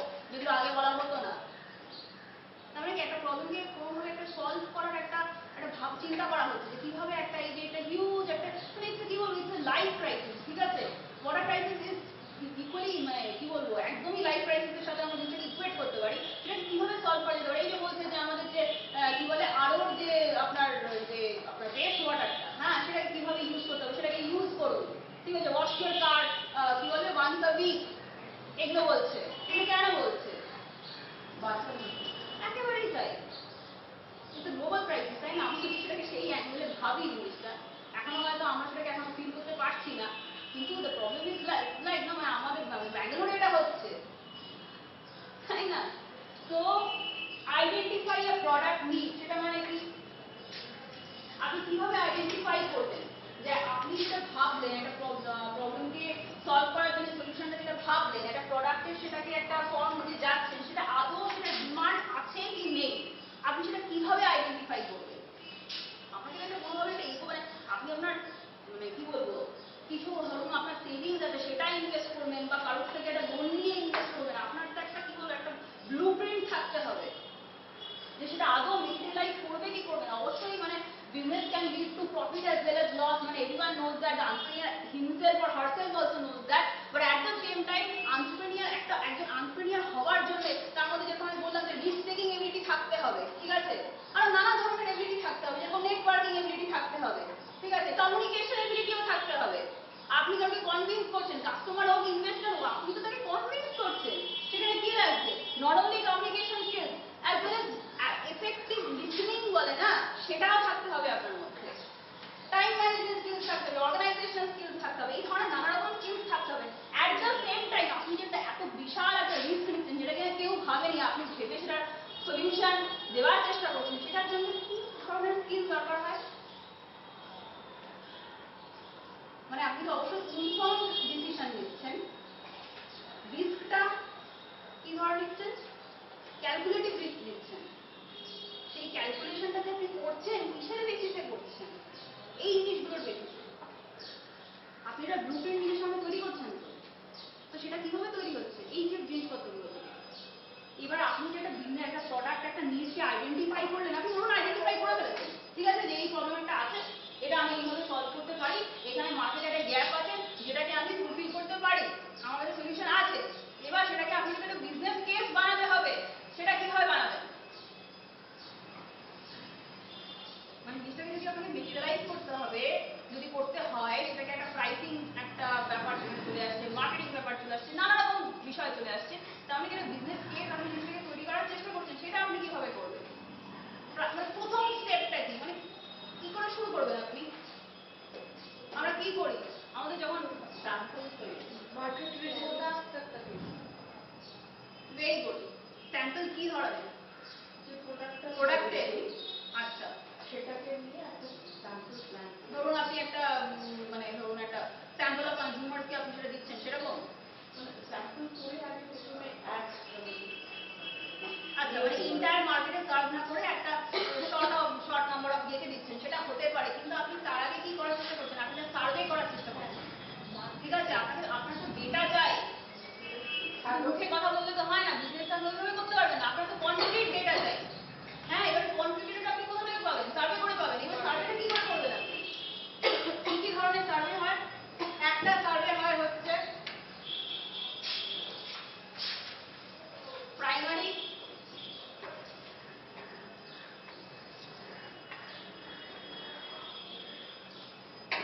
ঠিক আছে, প্রাইমারি সার্ভে মানে কি? ধরুন উনি যেটা বললেন যে একটা স্যাম্পল বানাবো, ঠিক আছে, একটা স্যাম্পল বানিয়ে আপনি একটা ধরুন আপনার পাড়ায় জিনিসটাকে দিলেন, তাই তো, এরকম একটা হতে পারে, এখান থেকে একটা ডেটা উঠে আসতে পারে, জিনিসটা আদৌ লোকে ফেভার করছে কি করছে না, এরকম আপনি এরকম একটা ইনফরমেশন আপনি পেতে পারেন, তাহলে জিনিসটা ফার্স্ট হ্যান্ড হচ্ছে, ফার্স্ট হ্যান্ড, তার মানে আপনি কারোর উপর কোনো এজেন্সি বা কারোর উপর আপনি ডিপেন্ড করছেন না, আপনি নিজে গিয়ে যাচ্ছেন একদম মার্কেটের দিকে, একদম নিজে ইনফরমেশনটা বার করছেন, এই ধরনের জিনিসকে কি বলা হয়? প্রাইমারি সার্ভিস, ঠিক আছে, সেটা অনেকে করতে চায় না, কারণ কস্টলি না, আপনি একটা প্রোডাক্ট তৈরি করছেন, হ্যাঁ, সেটা আবার নিজে গিয়ে কোনো একটা কোয়েশ্চেনিয়ার বানাচ্ছেন, হ্যাঁ, কোয়েশ্চেনিয়ার বানিয়ে সেখানে একটা ফিডব্যাক টাইপের আর কি কাস্টমারকে দিচ্ছেন, যেটা আপনি ইউজ করে একটু এটা ফিল করে আমাকে মেল করে দেবেন বা কিছু একটা, but that requires paper, that requires ink, মানে সবকিছু তো এভরিথিং হ্যাজ আ প্রাইস, তাই না? তার মানে this is costly, not only মানে in terms of price but in times of time also, time consuming জিনিসটা। আরেকটা কি হতে পারে? সেকেন্ডারি,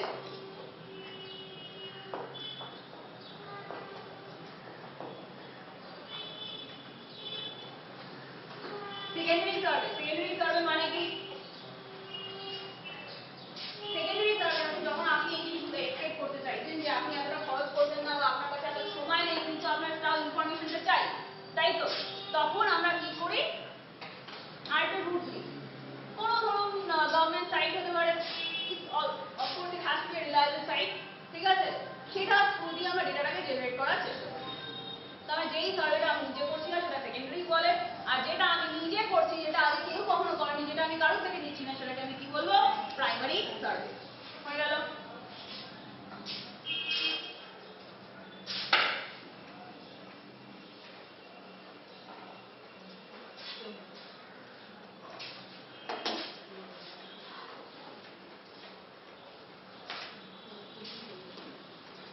এই যে আপনি যেটা স্যাম্পল যেটা বললেন, এটার আপনার মেইন অবজেক্টিভ বা মেইন উদ্দেশ্য কি গজ করা ছিল, মানে কি দেখা ছিল? কাস্টমারকে পছন্দ করছে। Exactly, very good, customer interest, to gauge customer interest. এই আমরা স্যাম্পল যেটা উনি বললেন, এইভাবে অবশ্যই আমরা লার্জার পপুলেশনে না করে একটা স্মল সেকশন অফ পপুলেশনকে আইডেন্টিফাই করে যেখানে আমাদের মনে হয় জিনিসটা কার্যকরী হতে পারে, আমাদের একটা আমরা ঠিকঠাক ইনফরমেশনটা পেতে পারি, এইভাবে আমরা জিনিসটা অবশ্যই একটা মার্কেট সার্ভে এইভাবে করতে পারি। হয়ে গেল? এবার হচ্ছে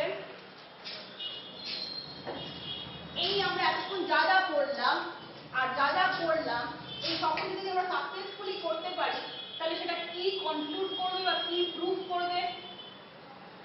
এটা প্রুভ করবে যে একটা প্রোডাক্ট যেটা এন্ট্রেপ্রেনিউর ভাবছে যে সে মার্কেটে নামাবে, whether that product has a strong reason to be created, এটা খুব বেশি থাকতে হবে, নাহলে কিন্তু জিনিসটা স্ট্যান্ড করবে না। মানে এতটাই বেশি থাকতে হবে যে মানে মার্কেটে ছাড়ার আগে তুমি যদি এটা বুঝতে পারো, তার মানে the entrepreneur will have that confidence যে the new business যেটা সে মানে গুড হতে পারে, সার্ভিস হতে পারে, that is not going to be the loss making entity। এটাকে ইনশিওর করতে হবে। আফটার অল তো profit is the main thing, তাই না? এত কিছু, এত ইনিশিয়েটিভ, এত এফর্ট, এত স্যাক্রিফাইস কেন? Profit is the ultimate thing না? অবশ্যই অন্যান্য অনেক ফ্যাক্টর থাকে, কিন্তু মেইনলি আমরা যখন বইতেও পড়ি আমরা দেখি সবকিছু কিন্তু প্রফিট টার্মসে বলে। অনেক ফ্যাক্টর থাকে কিন্তু সেইগুলো ধরা হয়, বোঝা হয়, কিন্তু প্রত্যেকটা ধরুন আমি যখন একটা গ্রাফ পাচ্ছি আমি সবসময় প্রফিট টার্মসে আসবো, ঠিক আছে? হয়ে গেল। নেক্সট হচ্ছে create a product vision. Vision ওয়ার্ডটার মানে কি? লক্ষ্য। প্রোডাক্ট ভিশন বলতে তাহলে না ঠিক, একেবারে ঠিক, মানে প্রোডাক্টটা যেটা আমি বানাচ্ছি সেটা মানে সব লক্ষ্য পৌঁছাতে পারবে।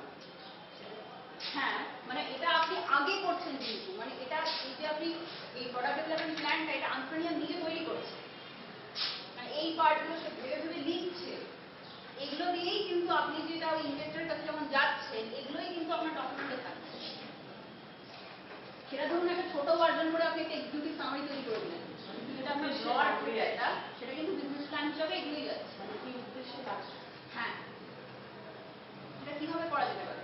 একটা product vision as an entrepreneur, যখন আপনি এন্ট্রেপ্রেনিউরশিপ ডেভেলপমেন্ট প্রোগ্রামটা করছেন, think from the perspective of an entrepreneur, যে আপনি এটা করতে চলেছেন তাহলে আপনাকে এটা কিভাবে করতে হবে, সেভাবে ভাবলে আপনার সুবিধা হবে। প্রোডাক্ট ভিশন বলতে কি বুঝিয়েছে? মানে কি একটা প্রোডাক্টের স্কোপ কি? যেমন করোনার সময় আমাকে মাস্কটা খুব দরকার ছিল, তখন যারা তার আগেও কিন্তু লোকে অনেকে মাস্ক ব্যবহার করতো, কিন্তু এতটা লাভ একেবারেই না, একেবারেই না। করোনার সময় যে মাস্কটা ইউজ হয়েছে তখন যে মানে ব্যবসায়ী এটা করেছে তার মনে হয় তার বিষয়টা এটাই ছিল যে বেশি বিক্রি হবে। সে জিনিসটাকে ট্র্যাক করতে পারছে, ওই যে যেটা যেটা হতে চলেছে, মানে মানে কি বলবো, এখানে তো একটা প্রেডিকশনেরও ব্যাপার আছে এন্ট্রেপ্রেনিউরশিপে। মানে আপনাকে তো ফিউচারকে কাইন্ড অফ প্রেডিক্ট করতে হচ্ছে যে ফিউচারে আপনার ডিমান্ডটা কিরকম হবে সেটা অনুপাতে আপনাকে একটা আইডিয়া করতে হচ্ছে। তো এখানে সেটাই হচ্ছে, এটা হচ্ছে coming up with the product scope, ঠিক আছে? এটাই হচ্ছে আপনার ক্রিয়েট আ প্রোডাক্ট ভিশন। মানে কার জন্য প্রোডাক্টটা তৈরি হচ্ছে, সে তাকে সেই প্রোডাক্টটা কিভাবে হেল্প করবে, এইসব, ঠিক আছে? এটাই হচ্ছে প্রোডাক্ট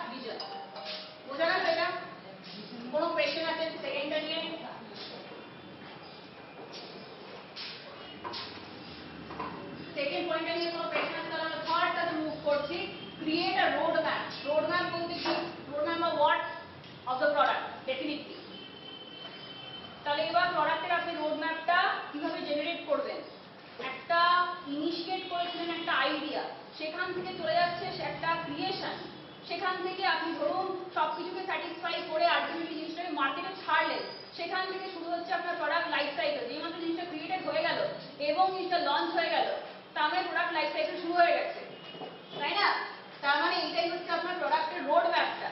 সেটাও তো আপনাকে কাইন্ড অফ একটা বুঝে ফেলতে হবে যে কিভাবে আপনি করবেন, নতুন ফান্ড করে আরো কোনো ধরুন জিনিসটাকে আরো কোনো ফিচার অ্যাড করবেন কি করবেন না, কি ধরনের ফিচারের কি ধরনের অ্যাড অন ফিচারের দরকার হতে পারে বা কনজিউমারদের চাহিদা থাকতে পারে, সেগুলো তো আপনাকেই বুঝে নিতে হবে, তাই না? ধরুন কনজিউমাররা চাইছে যে আপনার প্রোডাক্টের একটা অ্যাপ হোক বা একটা কি বলবো ডেডিকেটেড ওয়েবসাইট থাকুক, এই ধরনের জিনিসগুলো। এটা হয়ে গেল। নেক্সট হচ্ছে আপনার, এবার আপনি ডেভেলপমেন্ট টিম থেকে যখন রোড ম্যাপে চলে গেলেন, তখন কিন্তু আস্তে আস্তে ওটা ইমপ্লিমেন্টেশন টিমের দিকে চলে যাচ্ছে। ইমপ্লিমেন্টেশন টিমের দিকে চলে যাচ্ছে ডেভেলপমেন্ট টিম থেকে, ঠিক আছে? তাই জন্য আমাদের নেক্সট পয়েন্ট হচ্ছে begin implementing the road map. যে রোড ম্যাপটা ক্রিয়েটেড হলো, এবার কিন্তু সেটাকে ইমপ্লিমেন্ট করতে হবে, ঠিক আছে? মানে সেটাকে এবার ফর্মে দিতে হবে। ঠিক আছে? রোড ম্যাপ মানে হচ্ছে যে আপনার যে পুরো প্রোডাক্ট একটা আইডিয়া থেকে আপনি জিনিসটাকে একটা মার্কেট সার্ভে করে সেটাকে বুঝে নিলেন যে সেটার একটা ডিমান্ড রয়েছে, তাহলে এটাকে ক্রিয়েট করা যেতে পারে। এবার যে আপনার বিভিন্ন যেরকম জিনিস, যেমন ধরুন ফ্যাক্টরস অফ প্রোডাকশন, আপনি কি কি ফ্যাক্টর ইউজ করে প্রোডাক্টটা তৈরি করবেন, হ্যাঁ, বা ধরুন জিনিসপত্র আপনার কি কি, তো আপনার পয়েন্ট লাগে, ধরুন হোয়াটএভার, মানে ধরুন প্লাস্টিক বা হোয়াটএভার যা যা লাগবে, হ্যাঁ, কি কি লাগবে সেইগুলোকে আপনি যে একত্র করে জিনিসটাকে যে শুরু করছে, এবার তার কি কি ফিচার, ধরুন আপনি ইনিশিয়ালি একটা কি বলবো এমন একটা প্রোডাক্ট ইউজ করছেন 3-4টে ফিচার আছে, এবার ফিচারে ধরুন আপনি ভাবছেন যে এই ধরনের ফিচারেরও একটা ডিমান্ড থাকতে পারে, সেইগুলো একটা স্কোপ রাখা, মানে এন্টায়ার রোড ম্যাপটাকে আপনি ডিফাইন করছেন, পুরোটাকে আপনি ডিফাইন করছেন একবারে। হয়তো হতে পারে যে আপনি পুরোটাকে ইমপ্লিমেন্ট করছেন না একদম ইনিশিয়াল লেভেলে, কিন্তু আপনি ডিফাইন করার চেষ্টা করছেন যতটা আপনি সার্ভে করে আপনার ইনফরমেশন উঠে এসেছে সেটার উপরে বেস করে। এটা হচ্ছে আপনার রোড ম্যাপ। এবার আপনি এইমাত্র রোড ম্যাপটা ক্রিয়েট করে ফেললেন, এবার আপনি জিনিসটাকে কার দিকে চলে গেল না, ইমপ্লিমেন্টেশন টিমের দিকে চলে গেল, যে সে এবার আইডিয়াটাকে ইমপ্লিমেন্ট করবে। Because the steps are already given, ঠিক আছে? রোড ম্যাপে আপনি একদম ইলাবোরেটলি সব স্টেপ করে দিয়েছে, মানে আত্মনিয়া করে দিয়েছে, এবার সেটাকে ইমপ্লিমেন্ট করা হচ্ছে। নেক্সট হচ্ছে continue with development and assessment. Continue with development and assessment মানে কি? অ্যাসেসমেন্ট মানে কি? অ্যাসেসমেন্ট ওয়ার্ডটা মানে কি? কি করে পরীক্ষা নেওয়া হবে এখানে?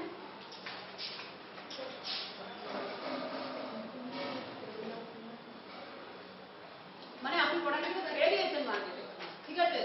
একদম very good feedback, very good feedback. এবার ধরুন আপনি সেখানে একটা ছোট ফিডব্যাক কিছু একটা অ্যাটাচ করে দিয়েছেন বা একটা লিঙ্ক দিয়ে দিয়েছেন, এনিথিং, ঠিক আছে? যেখান থেকে কাস্টমার একটা ফিডব্যাক আপনাকে দিচ্ছে, এবার সেটার উপর বেস করে ধরুন আপনি যেটা ভেবেছিলেন যে আগে কিছু একটা ফিচার এখানে ফিউচারে এরকম একটা ফিচারের একটা ডিমান্ড থাকতে পারে, হয়তো সেরকমই একটা ইয়ে উঠে এসেছে কিংবা আর কিছু উঠে এসেছে নতুন, সেটাকে আপনি এবার আপনার প্রোডাক্টকে আরো বেশি রিডেভেলপ করছেন based on your assessment that you have gain, ঠিক আছে? আপনি যে প্রোডাক্টটাকে লঞ্চ করার পরে আপনি যে অ্যাসেসমেন্টগুলো পাচ্ছেন, সেখান থেকে কিন্তু আপনি আবার জিনিসটাকে, মানে development is a continuous cycle, তাই না? কন্টিনিউয়াসলি হয়ে যাচ্ছে, সেটা আপনি করছেন। এটাই হচ্ছে লাস্ট পয়েন্টটার মানে।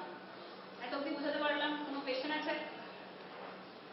লাস্ট পয়েন্ট ধরুন আপনি প্রোডাক্টটা মার্কেটে লঞ্চ করে দিয়েছেন, ঠিক আছে?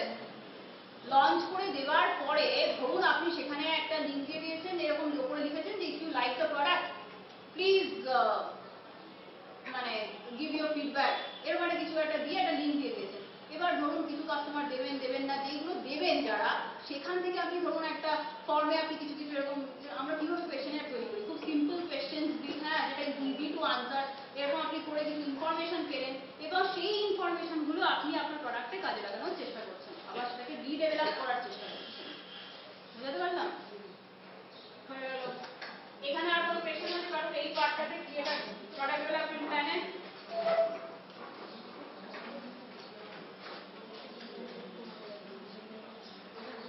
চেঞ্জ করবো স্লাইড।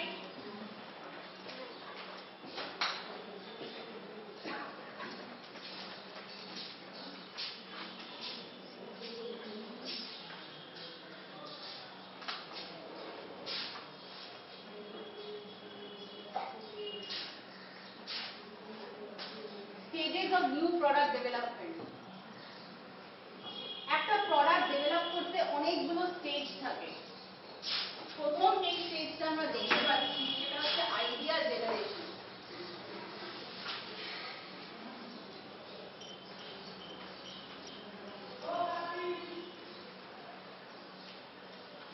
আইডিয়া জেনারেশন বলতে কি বোঝাচ্ছে?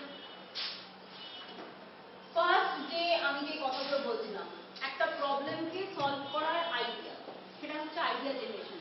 আপনি আইডিয়াটা জেনারেট করছেন as an entrepreneur from different problems আপনি যেগুলো চারিদিকে দেখেছেন, সেগুলোকে কোনো একটা পার্টিকুলার প্রবলেমকে আপনি আইডেন্টিফাই করছেন, সেটাকে সলভ করার চেষ্টা করছেন, সেটার জন্য কিছু একটা কমপ্লিকেটেড কথা ভেবেছেন, সেটাই হচ্ছে idea generation of that particular product. It's a continuous cycle. ঠিক আছে, এটা হয়ে গেল। নেক্সট হচ্ছে যে আপনার আইডিয়া স্ক্রিনিং। আইডিয়া স্ক্রিনিং মানে কি? স্ক্রিন করা মানে কি? ফিগার আউট করা যে কোনটা ইজ কম্প্যাটেবল, কোনটা ইজ নট কম্প্যাটেবল। ঠিক আছে, কম্প্যাটেবল মানে কম্প্যাটিবিলিটি বা ইনকম্প্যাটিবিলিটি ইন হোয়াট সেন্স?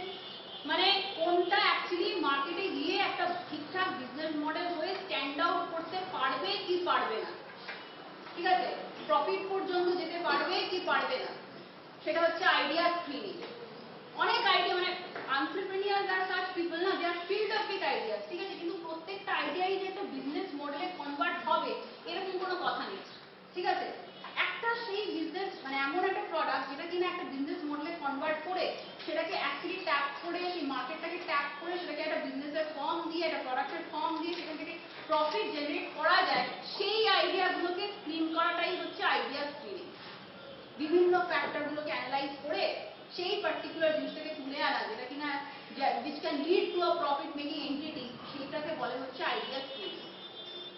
মানে প্রত্যেকটা অ্যাঙ্গেল দিয়ে আপনি জিনিসটাকে, আপনার একটা ধরুন একটা নতুন প্রোডাক্টের আপনি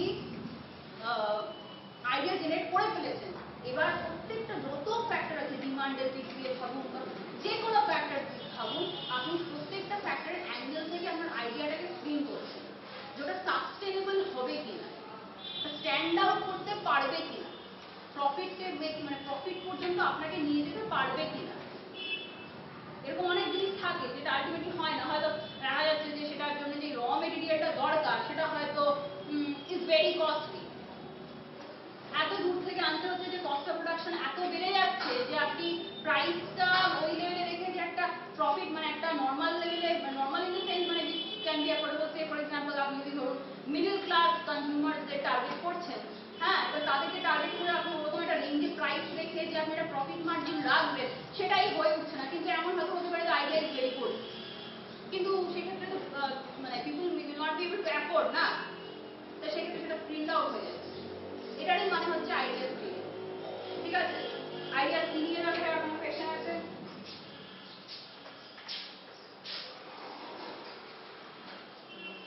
আচ্ছা, market strategy, sorry, concept development and testing. Concept development and testing মানে কি?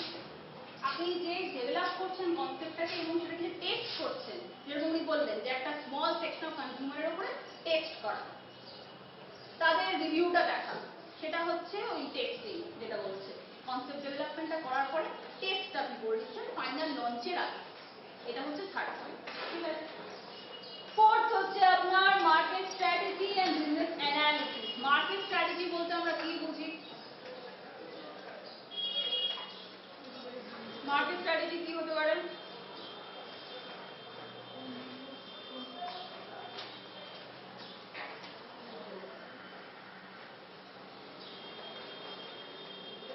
মার্কেট স্ট্র্যাটেজি মানে কি? বাজারের খবর কি চলছে, রেটপট রয়েছে, আচ্ছা, অনেক ধরনের মার্কেট হয় জানেন, মার্কেটে কি ওর প্রাইস চলছে, কি ওর ভ্যালু, এইসব নিয়ে মার্কেট স্ট্র্যাটেজি। আমরা এখন আন্তর্জাতিক সবসময় কি করার চেষ্টা করি? কম্পিটিটরকে অ্যানালাইজ করার চেষ্টা করি, তাই তো? কম্পিটিটর কি করছে সেটা বোঝার চেষ্টা করি। এবার ডিপেন্ডিং অন হোয়াট কিছু ফ্যাক্টরের উপর আমরা ডিপেন্ড করি, সেটা কি? যেমন হচ্ছে মার্কেট স্ট্রাকচার। একটা মার্কেট স্ট্র্যাটেজি ডিপেন্ড করে মার্কেট স্ট্রাকচারের উপর। হ্যাঁ, মার্কেট স্ট্রাকচার মানে কি? মার্কেটটা কি করে? যেমন ধরুন একটা ইউজ অ্যান্ড থ্রো পেন, ঠিক আছে, একটা ইউজ অ্যান্ড থ্রো পেনের দাম ধরুন 3 টাকা, হ্যাঁ, এবার আপনি একটা দোকানে গেলেও 3 টাকা, পাশের দোকানে গেলেও 3 টাকা, তার পাশের দোকানে গেলেও 3 টাকা। এবার এমন যদি কোনো শপকিপার 5 টাকা চাইছে, আপনি কি কিনবেন? না আপনি কিনবেন না। কেন? কেন কিনবেন না? হ্যাঁ, তার মানে এখানে ভুলটা কে করছে? আর্টপ্রেনিয়ার ভুল করছে এখানে। 5 টাকাটা ইজ টু মাচ, তাই না? ওটা তার চার্জ করা উচিত না, যেখানে সে জানে যে তার প্রত্যেকটা পাশে এবং তার পাশে এরকম 500 মিটার দূরের দোকানটাতেও 3 টাকাই চার্জ করা হচ্ছে, তাই না? তো এরকম একটা মার্কেট স্ট্রাকচার থাকে, ঠিক আছে? কিন্তু ধরুন এরকম ধরুন একটা কমোডিটি যদি আমি বলি যে ধরুন অক্সিজেন সিলিন্ডার, সেটার প্রাইস কিসের উপর ডিপেন্ড করে? হ্যাঁ, সেটা তো ঠিক আছে। আপনি এজ এ কনজিউমার কি ভাবছেন? আপনার তখন একদম পুরো নেসেসিটি, ঠিক আছে? তখন আপনার মাথায় কি ঘুরবে?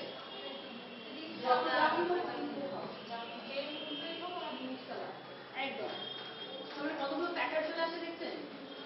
পেনের ক্ষেত্রে কিন্তু আপনার সেটা ছিল না। আপনি ইজিলি 250 মিটার দূরের দোকানটাতে চলে যাচ্ছেন, কিন্তু এক্ষেত্রে আপনি এত ভাবছেন, মানে আপনি ভাবছেন না, কিন্তু ভাবছেন না। তার মানে এখানে কতগুলো ডাইমেনশন চলে আসছে, বিভিন্ন রকম এরকম মার্কেট স্ট্রাকচার হয়। এখানে যে কোনো ডাইমেনশন গুলো দেখলাম কনজিউমারের পার্ট থেকে, এবং সেলারের দিক থেকেও কিন্তু ওরকম ডাইমেনশন হয়। যেরকম ধরুন এমন কিছু মার্কেট স্ট্রাকচার হয় যেগুলোতে ধরুন যেমন ইন্ডিয়ান রেলওয়ে, ঠিক আছে? রেলওয়ের কি কোনো কম্পিটিটর আছে? নেই তো, রেলওয়ে কম্পিটিটর নেই। তাহলে রেলওয়ে তার মানে কি ধরনের মার্কেট স্ট্রাকচার? ভাড়া যেরকম ভাড়া হবে সেরকম বাধ্য লোকে তো কোনো প্রাইভেট প্লেয়ার তো নেই, আছে কি? রেলওয়েতে কোনো প্রাইভেট প্লেয়ার নেই। এবার ধরুন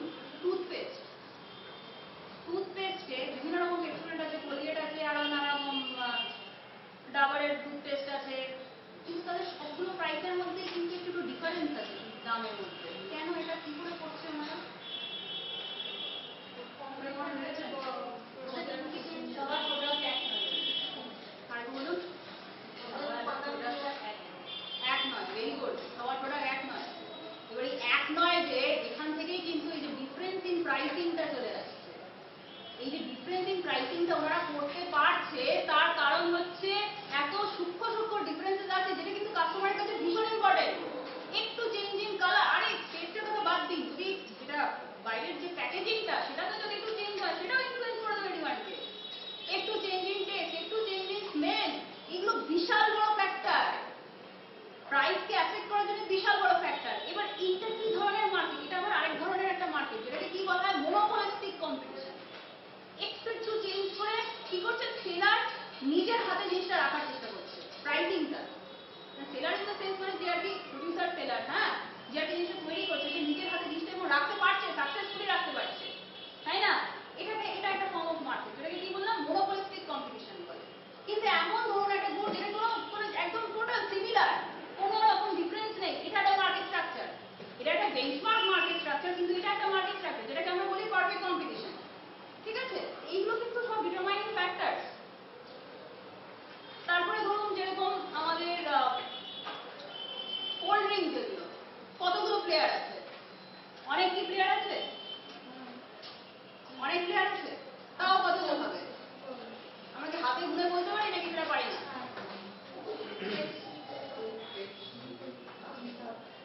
হ্যাঁ, মোটামুটি তো আমরা গুনতে পারি, সেটা ফাইনাইট একটা মোটামুটি ফাইনাইট। হ্যাঁ, তার মানে এখানে তাদের প্রাইসিং পলিসিটা কিরকম হতে পারে? এখানে নিউ মানাস যে সেটা তো না, তাহলে সেম রাখে, কিন্তু মানে কম্পিটিশনটা কিরকম? টাফ কম্পিটিশন, অবশ্যই টাফ কম্পিটিশন। কারণ এই এক একজনের যে মানে প্রাইসিং গ্রাফ, সেটা কিন্তু কম্পিটিটর ভীষণ ভাবে অ্যানালাইজ করছে। হ্যাঁ, টেস্টের ভেরিয়েশন, কিন্তু ভীষণ ভাবে অ্যানালাইজ করছে। কারণ একটু যদি প্রাইস এদিক ওদিক করে একজন, ডাইরেক্ট ইম্প্যাক্ট করবে। ওই যে ওটা উনি যেটা বললেন না, টেস্টের ভেরিয়েশন। এবার টেস্টও কিন্তু একটা খুব মানে টিজেল জিনিস, মানে কাস্টমারের কাছে প্রাইসটাও খুব একটা ইম্পর্টেন্ট জিনিস। একটু হয়তো সে টেস্টটাকে স্যাক্রিফাইস করে দেবে কোথাও না কোথাও। এই ফ্যাক্টরগুলো প্রডিউসারের মাথায় খুব বেশি চলে। এই যে মার্কেট স্ট্রাকচারটার কথা বলছি, এটাকে বলা হচ্ছে অলিগোপোলিস্টিক, ঠিক আছে? মানে অল্প নাম্বার অফ প্লেয়ার, আর তারা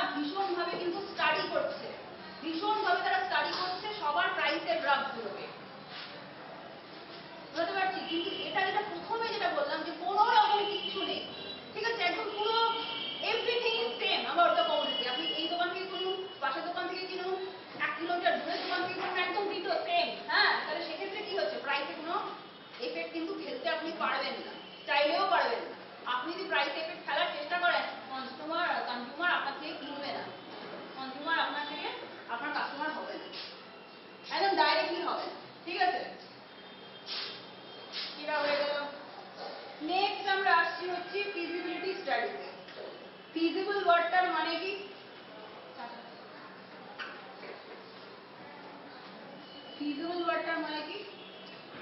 দ্যাট হুইচ ইজ ফিজিবল মানে কি? মানে যেটা করা যেতে পারে, যেটার জন্য অ্যাডিকুয়েট রিসোর্সেস আছে, যেটার জন্য ফ্যাক্টর অফ প্রোডাকশনকে হায়ার করা যেতে পারে একটা price which is not very high, ঠিক আছে, একটা প্রফিট মার্জিন রেখে সবকিছু কথা ভেবে চিনতে করা যেতে পারে, সেটাই হচ্ছে ফিজিবল। এবার আপনি যে একটা আইডিয়া তুলে ধরলেন সবকিছু ঠিক আছে, সেটা কি আদৌ ফিজিবল? এই কোয়েশ্চেনগুলো আনসারকে নিজেকে আনসার করতে হবে। আদৌ কি সেটা ফিজিবল? আপনার যেটা জিনিস লাগছে, হ্যাঁ, যে ফ্যাক্টর অফ প্রোডাকশন লেবার লাগছে, হ্যাঁ হ্যাঁ নিশ্চয়ই, যে লেবার লাগছে, ঠিক আছে, বা আপনি যে একটা ফ্যাক্টরি দাঁড় করাবেন সেটার জন্য একটা ল্যান্ড লাগছে, হ্যাঁ, সেইগুলো আপনি যেই জায়গায় চাইছেন সেগুলো কি আপনি সেই প্রাইসে পাচ্ছেন? আপনাকে তো লং টার্ম ভাবতে হবে। সেটাই হচ্ছে আপনার feasibility study of that particular product, ঠিক আছে। বা ধরুন আরেকটা এখানে ইম্পর্টেন্ট পয়েন্ট হতে পারে ডিস্ট্রিবিউশন চ্যানেল, সেটার উপর আপনার কতটা অ্যাক্সেস আছে, কতটা আপনি অ্যাফোর্ড করতে পারবেন। বা ধরুন আরেকটা এখানে হতে পারে মার্কেটিং, ঠিক আছে, আপনার কাছে কতটা ফান্ড আছে, আপনি কিভাবে প্রমোট করতে চাইছেন। এই জিনিসগুলো খুব ইম্পর্টেন্ট হওয়া, এই জিনিসগুলোর উপর ডিপেন্ড করবে যে প্রোডাক্টটা তৈরি করাটা আদৌ ফিজিবল কিনা, ঠিক আছে, হয়ে গেল। এবার হচ্ছে প্রোডাক্ট টেকনিক্যাল ডিজাইন আর প্রোডাক্ট রোডম্যাপ, যেটা আমরা অলরেডি পড়ে এসেছি। এখানে কি যে আপনার যে আগের যে স্টেপগুলো আপনি করলেন, কনসেপ্ট ডেভেলপমেন্ট করে, টেস্টিং করে, স্ক্রিনিং করে, strategy, market strategy, business analysis, এগুলো সব করে আপনি আলটিমেটলি এই স্টেপটা, এই সব আগের স্টেপগুলোর সেকেন্ড লাইন, এখান থেকে ধরুন আইডিয়া জেনারেশন তো একদম ফার্স্ট স্টেপ, এখান থেকে ধরুন এত অবধি আপনি যে এই সব স্টেপগুলোর ইন্টিগ্রেশন হচ্ছে এইটা, যেটা প্রোডাক্ট টেকনিক্যাল ডিজাইন, সব কিছু যদি স্যাটিসফাই করে তাহলে আপনি এই প্রোডাক্ট টেকনিক্যাল ডিজাইন আর প্রোডাক্ট রোডম্যাপে তাহলে আসবেন। সব প্রতিটা ফ্যাক্টর, আগের ফ্যাক্টরগুলো আপনি স্যাটিসফাই করে আসতে পারেন, তাহলেই আপনি একমাত্র এই ডিজাইন পোর্শনটাতে আসবেন। হয়ে গেল। নেক্সট হচ্ছে আমাদের আচ্ছা টেস্ট মার্কেটিং, মার্কেট টেস্টিং, যেটা আপনি বললেন, হ্যাঁ, ওই একটা মানে ধরুন 50টা জিনিস তৈরি করে একটা স্যাম্পল, এক্স্যাক্টলি স্যাম্পল একটা সেকশনকে আপনি জিনিসটাকে প্রোভাইড করলেন একটা ফিডব্যাক নিয়ে, সেটা হচ্ছে আপনার টেস্ট মার্কেটিং, মার্কেট। এইবার হচ্ছে ultimate step and last step, যেটা কি, সেটা হচ্ছে market entry and commercialisation. Market entry and commercialisation মানে কি, আপনি লঞ্চ করছেন, ঠিক আছে, জিনিসটাকে কমার্শিয়ালাইজ করছেন, আপনি লঞ্চ করছেন, দ্যাট ইজ দ্য থিং, ঠিক আছে। ফাইনাল স্টেপ, আপনি আপনার প্রোডাক্টকে লঞ্চ করতে রেডি, ঠিক আছে। এত অবধি কারোর কোনো অসুবিধা? হ্যাঁ হ্যাঁ বলুন। মার্কেট স্ট্র্যাটেজি আর বিজনেস অ্যানালাইসিস থেকে আমি ভাবগুলো যেগুলো বললেন, সেগুলোর ওই টার্মিনোলজিগুলো যদি একটু আরেকবার করে আমাদের, এগুলো আমরা আবার করবো এই জিনিসগুলো, ঠিক আছে। এখানে আমরা যদি দেখার চেষ্টা করছি যে স্টেজগুলো, মার্কেট স্ট্র্যাটেজি মানে আপনার বিভিন্ন রকম স্ট্র্যাটেজি হতে পারে। ধরুন আপনি মার্কেটিং কিভাবে করবেন, সেটাও আপনার মার্কেট স্ট্র্যাটেজির আন্ডারে পড়ছে, ঠিক আছে। এগুলো সবই আমরা হচ্ছে আপনার এইটার স্টেজগুলো দেখলাম। এবার আমরা আবার নেক্সট স্লাইডগুলোতে করবো যে মার্কেটিং কি, মার্কেটিং প্ল্যান কি, ঠিক আছে, এই সব জিনিসগুলো আমরা আবার করে করবো, ঠিক আছে।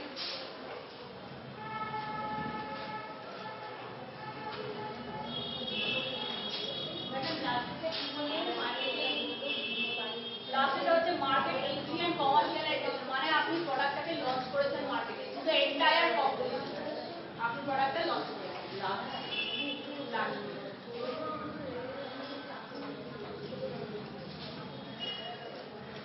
এতদিন ক্লিয়ার ক্লাস?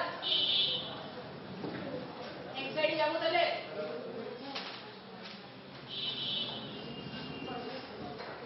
আচ্ছা এবার আমরা যেটা করতে চলেছি সেটা হচ্ছে প্রোডাক্ট ম্যানেজমেন্ট। আগে আমরা প্রোডাক্ট ম্যানেজমেন্টের ডেফিনিশনটা দেখব।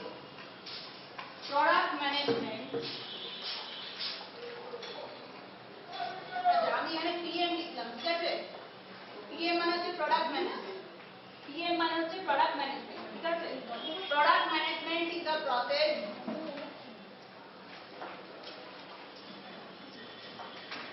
that focuses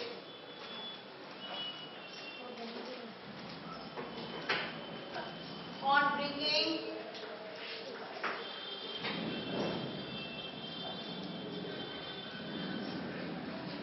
a new product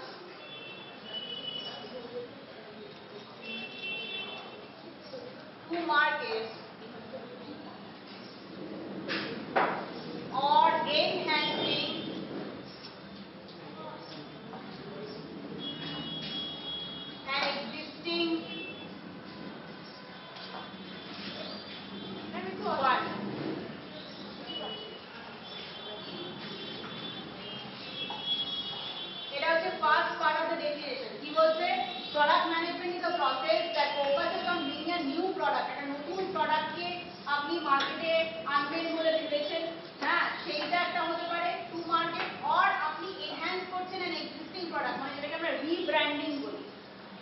rebrand করছেন একটা এক্সিস্টিং প্রোডাক্ট আপনার অলরেডি আছে মার্কেটে, সেটাকে আপনি একটা নতুন ফর্ম দিচ্ছেন বা ধরুন কিছু নতুন ফিচার অ্যাড করছেন, ঠিক আছে, তাহলে সেটাও কিন্তু প্রোডাক্ট ম্যানেজমেন্টের আন্ডারেই পড়বে, ঠিক আছে। এটা হচ্ছে first part of the definition. Second part of the definition কি, একজন প্রোডাক্ট ম্যানেজার কি করে? A product manager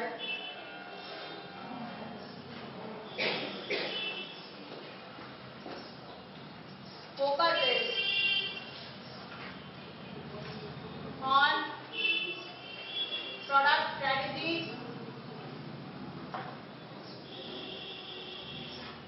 to create, distribute, sell and obtain feedback or a specific product or service, ঠিক আছে। তো আমরা প্রোডাক্ট ম্যানেজমেন্ট আমরা কি বললাম? প্রোডাক্ট ম্যানেজমেন্ট কিসের উপরে ফোকাস করে? একটা নতুন প্রোডাক্টকে যে আপনি মার্কেটে আনছেন সেটার উপর ফোকাস করে, কিংবা আপনি আপনার এক্সিস্টিং একটা প্রোডাক্ট ছিল যেটাকে আপনি আবার করে রিব্র্যান্ড করছেন, কিভাবে কিছু নতুন ফিচার অ্যাড করে, বা ধরুন সেটার আউটার প্যাকেজিংটাকে চেঞ্জ করে, বা ধরুন আপনার সেটার কালার চেঞ্জ করে, হোয়াটএভার, বা টেস্ট চেঞ্জ করে, বা স্মেল চেঞ্জ করে, কিছু একটা, ঠিক আছে।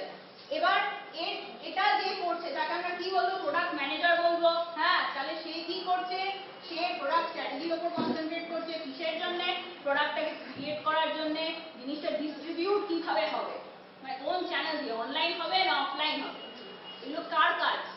প্রোডাক্ট ম্যানেজার যে তার কাজ, হ্যাঁ। এবার জিনিসটা বিক্রি কি করে হবে, মানে সেল, হ্যাঁ, কিভাবে হবে, আর ফিডব্যাক কিভাবে নেওয়া হবে। ফিডব্যাক ইজ ভেরি ইম্পর্টেন্ট, তাই না?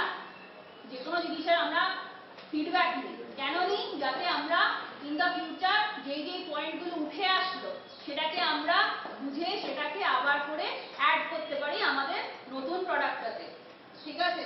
আর স্পেসিফিক প্রোডাক্ট করা, স্পেসিফিক প্রোডাক্ট আর সার্ভিস, এটা প্রোডাক্টের ক্ষেত্রেও যেটা হবে, একটা সার্ভিসের ক্ষেত্রেও কিন্তু একই জিনিস অ্যাপ্লাই করছে। এটা বিষয়ে কোনো কোয়েশ্চেন আছে? চেক করুন slide.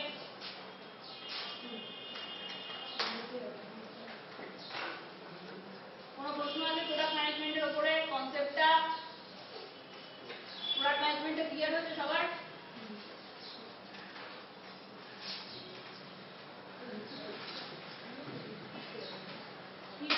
Feedback of the specific product or service.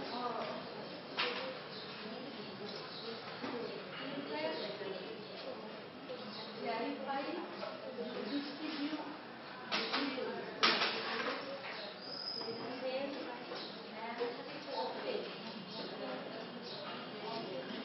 কোনটা বলুন? এই পোর্শনটা, হ্যাঁ হ্যাঁ হ্যাঁ। Product manager focuses on product strategy to create, distribute, sell and obtain feedback. Distribute,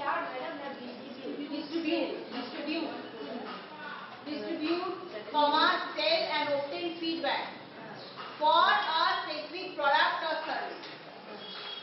For a specific product or service. Distribution না, distribute এটা। ও distribute, হ্যাঁ। For a specific product or service.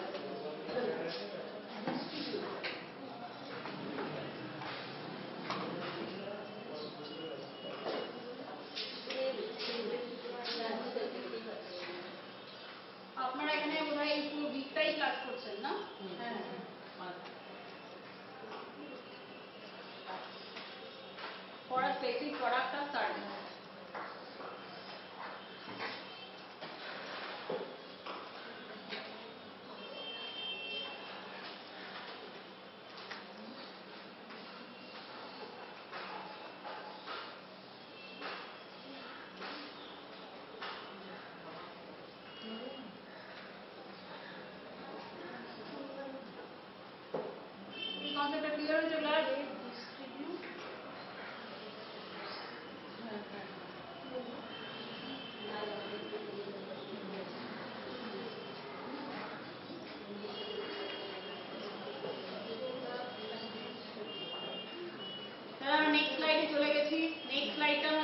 কি, এটা হচ্ছে product management strategy. Product management স্ট্র্যাটেজিতে আমরা প্রথম যে ওয়ার্ডটা দেখা দেখছি সেটাকে কি লেখা আছে, সেটা কাস্টমার, তাই তো? এবার কাস্টমার বলতে কি এখানে বোঝানো হয়েছে, এবং product strategy, product management strategy কিভাবে নেওয়া যেতে পারে based on what of the customer.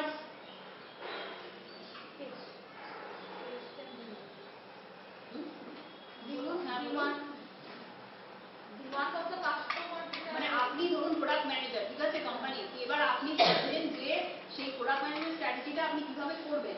এবার সেটার একটা ফ্যাক্টর কাস্টমার হচ্ছে একটা ফ্যাক্টর, কাস্টমারের কিসের উপর বেস করে আপনি আপনার প্রোডাক্ট ম্যানেজমেন্ট স্ট্র্যাটেজিটাকে চেঞ্জ করবেন বা আনঅল্টার্ড রাখবেন। হ্যাঁ, মানে কাস্টমারের, তাহলে আপনি প্রোডাক্টটা লঞ্চ করে দিয়েছেন ধরুন, মানে আমরা আগের থেকে আগের স্লাইডে কি দেখলাম যে লঞ্চ হয়ে গেছে, তাই তো? এবার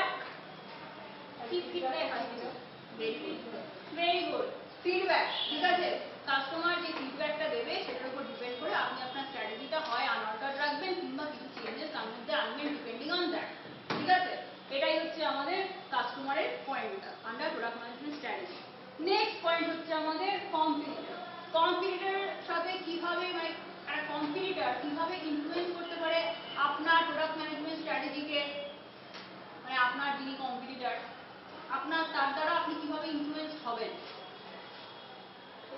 তার প্রোডাক্টের সঙ্গে আমাদের প্রোডাক্টের আমরা মেইনলি কি করতে চাই, মানে এখন এন্টারপ্রেনিউর আমাদের অবজেক্টিভ কি থাকে, দামটা হ্যাঁ, আপনাদের প্রফিটের সম্বন্ধে ভাবতে হবে। দাম আপনি এত কমিয়ে দিলেন সেটা তো তার তুলনায় সেটা কমবে, তার তুলনায় কমবে। মানে প্রফিটটা অল্প রেখে তার জিনিসটা হ্যাঁ, ইনিশিয়ালি মার্কেটটা ক্যাপচার করার জন্য প্রফিটটা অল্প রেখে, যেটা আপনি বলছেন একদম ঠিক। মানে আমরা একজন এন্টারপ্রেনিউর প্রোডাক্টটা, মানে কি, মানে সেই ওয়ার্ডটা কি, ইউনিক। হ্যাঁ, আমরা কি চাই যে আমাদের প্রোডাক্টটা একদম ইউনিক হবে, মানে কমপ্লিটলি ডিফারেন্ট হবে। আমাদের প্রোডাক্ট যে সার্ভিসগুলো অফার করছে, হ্যাঁ, বা যে ইউটিলিটিটা অফার করছে, সেটা যেন এরকম মার্কেটে কেউ এক্সিস্ট না করে যে এটা করতে চাইছে। কারণ সেটা যদি হয়ে যায় তাহলে কি হবে, সেটা কিন্তু একটা, সেটা কি একটা আপনার কম্পিটিশন হিসাবে প্লে করবে, সেটা কিন্তু অবশ্যই আপনার প্রাইস বাড়ানো কমানোতে একটা, মানে একটা বেরিয়ার, কি বলবো, বেরিয়ার, হ্যাঁ, বেরিয়ার ক্রিয়েট করবে, ঠিক আছে? হয়ে গেল। নেক্সট হচ্ছে আপনার প্রফিটাবিলিটি। প্রফিটাবিলিটি মানে কি, আপনার মেন অবজেক্টিভ কি, প্রফিট মেকিং, তাই তো? তাহলে আপনার প্রোডাক্ট ম্যানেজমেন্ট স্ট্র্যাটেজি, মানে যেটা উনি বললেন, উনি মানে যেটা আমরা ইনিশিয়ালি, যেটা সবাই আমরা করে থাকি যে আমরা মার্কেটকে ক্যাপচার করতে চাইছি, সেই সেন্সে আমরা কম্পিটিটরের যদি থেকে অল্প যদি প্রফিট মার্জিনটা কম রেখে জিনিসটা মার্কেটে ছাড়তে পারি, আমরা ভাবি যে আমরা মার্কেটে সেক্ষেত্রে মার্কেটটাকে ক্যাপচার করতে পারবো। কিন্তু এখানে একটা পয়েন্ট আছে বোঝার মতো, সেটা হচ্ছে যে আমরা একটা কাস্টমার অনেক সময় কোয়ালিটি দিয়ে ইভ্যালুয়েট করি। সেটা কখনো মনে রেখেছেন? হ্যাঁ, গুণগত মানটা জিনিসটা কম দাম হয়, নিশ্চয়ই কোয়ালিটিটা ভালো হবে, আমরা এরকম ভাবি না? কোয়ালিটি প্রাইস এরকম একটা রিলেশন আছে, ঠিক আছে? তো সেটাও ভাবতে হবে, খুব বেশি কম প্রাইস থাকলে হয়তো কিনবেই না কেউ, সেটাও ভাবতে হবে। সন্দেহ লাগবে গুণগত মান সম্পর্কে। সেটা তো আপনার লাভ হবে না, ঠিক আছে? এরকম এতগুলো অ্যাঙ্গেল আছে, এতগুলো ফ্যাক্টর আছে বোঝার মতো। তাহলে আপনার মেন অবজেক্টিভ হচ্ছে প্রফিট মেকিং, সেটা হচ্ছে আপনার মেন অবজেক্টিভ ও মেন গোল। সেটাকে ফোকাসে রেখে আপনি আপনার প্রোডাক্ট ম্যানেজমেন্ট স্ট্র্যাটেজিটাকে ফর্মুলেট করবেন, ঠিক আছে? নেক্সট হচ্ছে ম্যাক্রো এনভায়রনমেন্ট। ম্যাক্রো ওয়ার্ডটার মানে কি, ম্যাক্রো মানে বৃহৎ আকারে। একদম, ভেরি গুড। মানে কি, ডিফারেন্ট কন্ডিশন, যেটা ইজ অ্যাট লার্জ, হ্যাঁ, সেইটা কিভাবে আপনার প্রোডাক্টকে অ্যাফেক্ট করতে পারে, সেইগুলো কিন্তু প্রোডাক্ট ম্যানেজারকেই ভাবতে হবে। যেরকম কি হতে পারে, একটা এরকম ফ্যাক্টর, পলিটিক্স হতে পারে, ম্যাক্রো একটা ফ্যাক্টর হতে পারে, তারপর এনভায়রনমেন্টাল কন্ডিশন হতে পারে, ইকোনমি হতে পারে, টেকনোলজি হতে পারে, এই যে অটোমেশনের কনসেপ্ট, একটা রেভলিউশন এসেছে চারিদিকে। কি মনে হয়, এগুলো কি ম্যাক্রো ফ্যাক্টর হিসেবে ইউজ করা যেতে পারে? আপনার প্রোডাক্টকে অ্যাফেক্ট করবে? যদি আপনার পাশে আরেকটা যে ইন্ডাস্ট্রিটা যদি ফুললি অটোমেটেড হয়ে যায়, হ্যাঁ,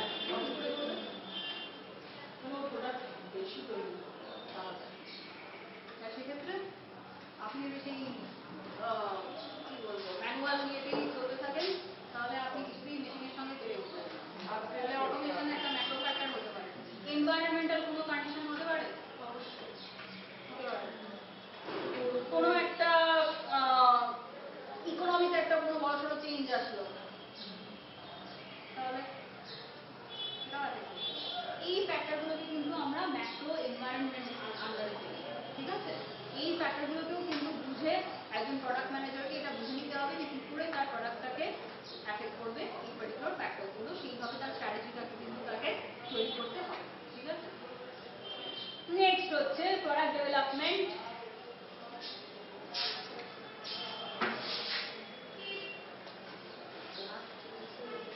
যার আন্ডারে থার্ড ব্র্যাকেটটাতে যেটা লেখা আছে market research, product strategy, product development, product launch, এই কটা ফ্যাক্টর, এই কটা পয়েন্ট চলে আসে। এটা market research is the first point, second, এটা থার্ড, এটা ফোর্থ। ঠিক আছে, এই চারটে পয়েন্ট কিসের আন্ডারে পড়ছে? প্রোডাক্ট ডেভেলপমেন্টের আন্ডারে পড়ছে, যেটা আমরা একটু আগে পড়ে আসলাম। ঠিক আছে, তো আগে আমরা কি করলাম, যে সে একটা প্রাইমারি সার্ভে করবে, একটা মার্কেট রিসার্চ করবে, সেটা সে যেভাবেই করতে চাক না কেন নিজেও সে করতে পারে থ্রু কোয়েশ্চেনিয়ার এন্ড অল, যেটাকে আমরা প্রাইমারি ডেটা বলি, বা সে আর কোনো এজেন্সি বা কোনো সাইটের উপর ডিপেন্ড করতে পারে। হ্যাঁ, সেটা তার মার্কেট রিসার্চ পোর্শনটা হয়ে গেল। এবার সে তার স্ট্র্যাটেজি নেবে তার প্রোডাক্ট সম্বন্ধে, সেটা আইডিয়েশন থেকে স্ক্রিনিং করে সেটাকে একটা ফর্ম কি করে দেওয়া যায়, সেটাকে ক্রিয়েট কি করে করা যায় সেটা করার চেষ্টা করবে।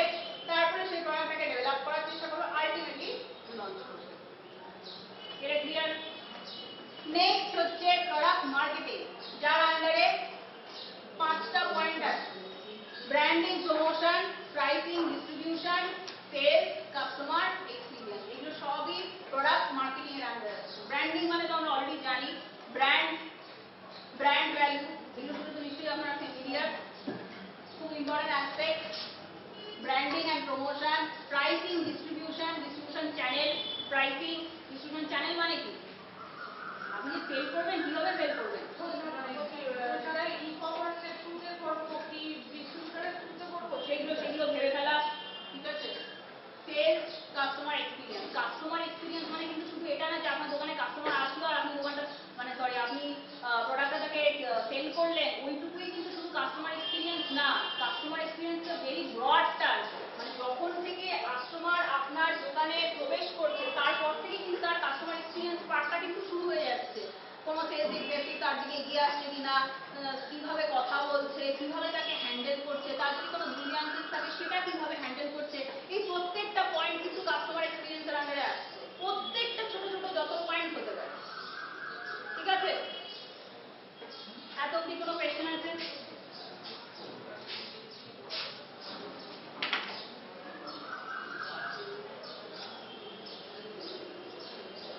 কোনো কোয়েশ্চেন আছে এত অব্দি?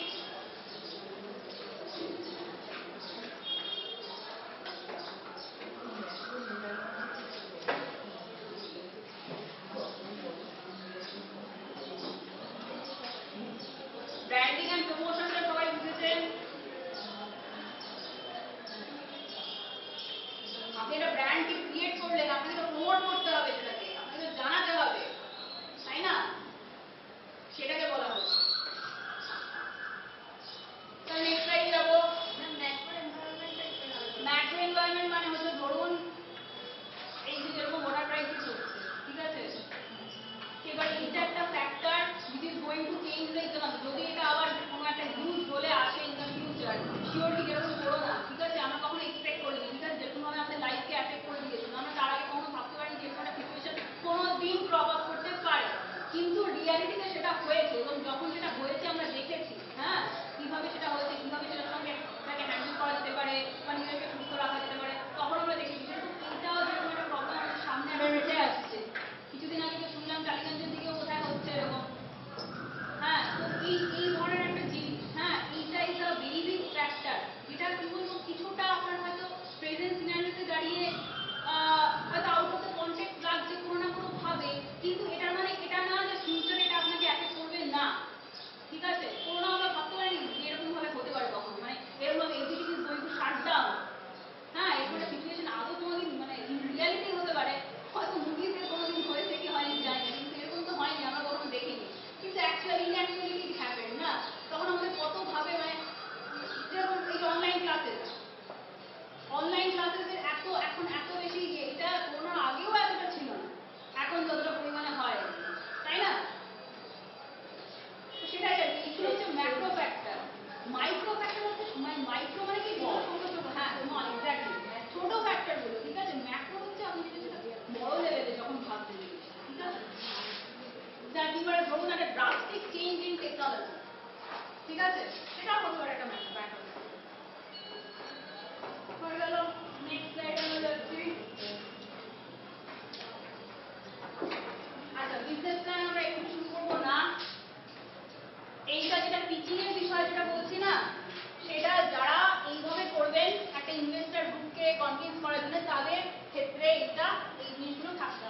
এর আগের প্রশ্নগুলো অবশ্যই থাকতে হবে। হ্যাঁ, product management strategy and all ওগুলো অবশ্যই থাকতে হবে, বিজনেস প্ল্যানও কিন্তু থাকতে হবে। মানে এটা কি বলবো, 5 মিনিট পিচ, জাস্ট 5 মিনিটের জন্য, ঠিক আছে? একটা প্রোডাক্টকে আপনি পিচ করছেন, ঠিক আছে? 25 জন আছেন আপনারা, 5 জন করে একটা গ্রুপে থাকবেন, নিজেদের মধ্যেই গ্রুপ করে নিতে পারেন। হ্যাঁ, 5 মিনিটে ওটা একজন যে গ্রুপ লিডার থাকবে, সে ধরুন সে আপনার স্টার্টিংটা করে দিচ্ছে বা সামারাইজ করছে, সেটা ঠিক আছে। মাঝখানে যারা থাকছে আরো যে 4 জন, তারা ধরুন কেউ প্রোডাক্ট ম্যানেজারের রোল নিচ্ছে বা কেউ মার্কেটিং স্ট্র্যাটেজিটা করছে, এরকম ভাবে করতে পারেন যেরকম আপনাদের সুবিধা হয়, ঠিক আছে?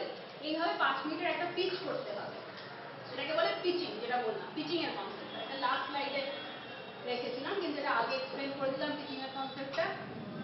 আর আইডিয়া যেটা বললাম, ব্যাকি আইডিয়াস মানে কি, আপনি মানে জাস্ট জিনিসটাকে একটু মানে ইজি করার জন্য আপনি চারিদিকে যেখানে বসে আছেন দেখুন, যে কোনো অবজেক্টকে তুলতে পারেন, ঠিক আছে? কিভাবে সেটাকে মডিফাই করা যেতে পারে বা সেটা আরো কোনো জিনিস যদি থাকে, কিছুই হতে পারে, আপনাদের উপর ডিপেন্ড করছে। যে কোনো একটা object, it can be as simple as this duster, ঠিক আছে?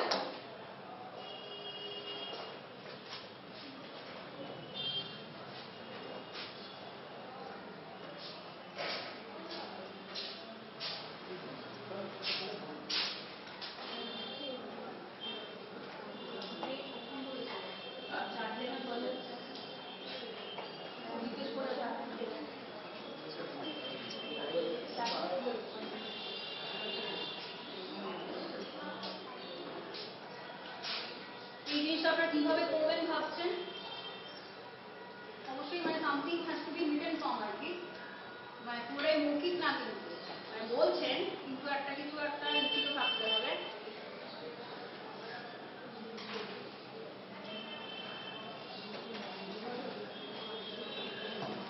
আমরা একটু থাকবো, হ্যাঁ হ্যাঁ, গ্রুপ ওয়াইজ হবে, এটা ইন্ডিভিজুয়ালি না কিন্তু।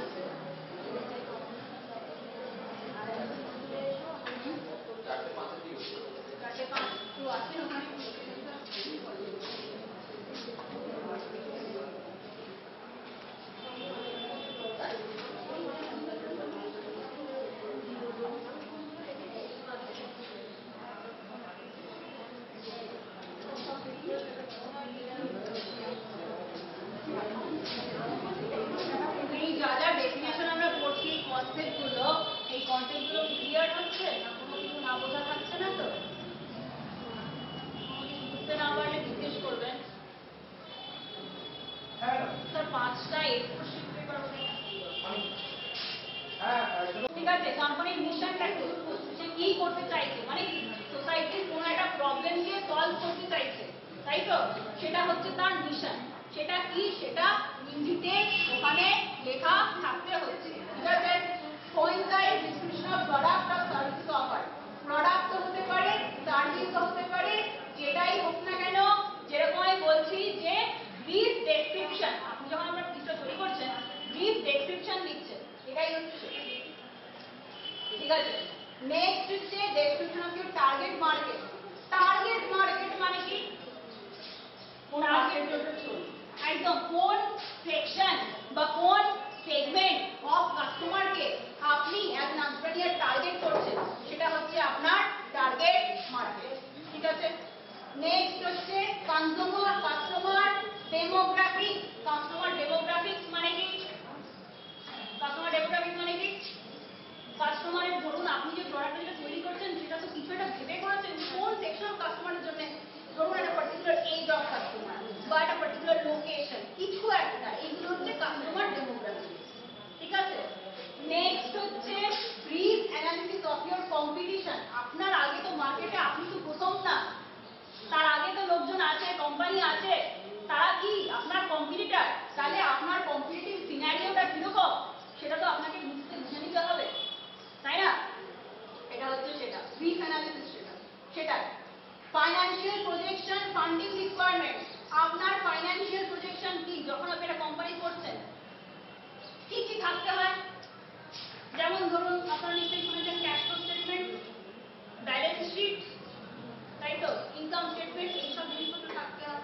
এবার অনেক কোম্পানি কি করে, এই সার্ভিসগুলোকে আউটসোর্স করে, মানে সেটা নিজেরা করে না, ঠিক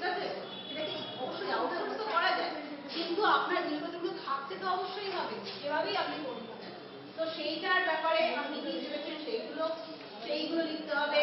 ফান্ডিং রিকোয়ারমেন্ট, আপনি কি নিজের ফান্ড ইউজ করছেন না ডিপেন্ড করছেন কোনো ফান্ডিং এর উপরে, সেটা বিষয়ে লিখতে হবে। আপনার ম্যানেজমেন্ট টিমের ব্যাপারে ইনফরমেশন দিতে হবে। আপনার ফিউচার প্ল্যান কি, আপনার বিজনেসটা গ্রোথ অপরচুনিটি আছে, যদি থাকে তো কিভাবে আছে সেগুলো এক্সপ্লেন করতে হবে। আর একটা overall summary of your business plan. এই হচ্ছে আপনার steps to create a comprehensive business plan, যেটা আপনাকে এই মুহূর্তে ওটার জন্য কিন্তু আপনার লাগবে। এত অব্দি বোঝা গেল? এই পয়েন্টগুলো যদি একটু মনে রাখতে পারেন সুবিধা হবে। এত অব্দি বোঝা গেল ক্লাস?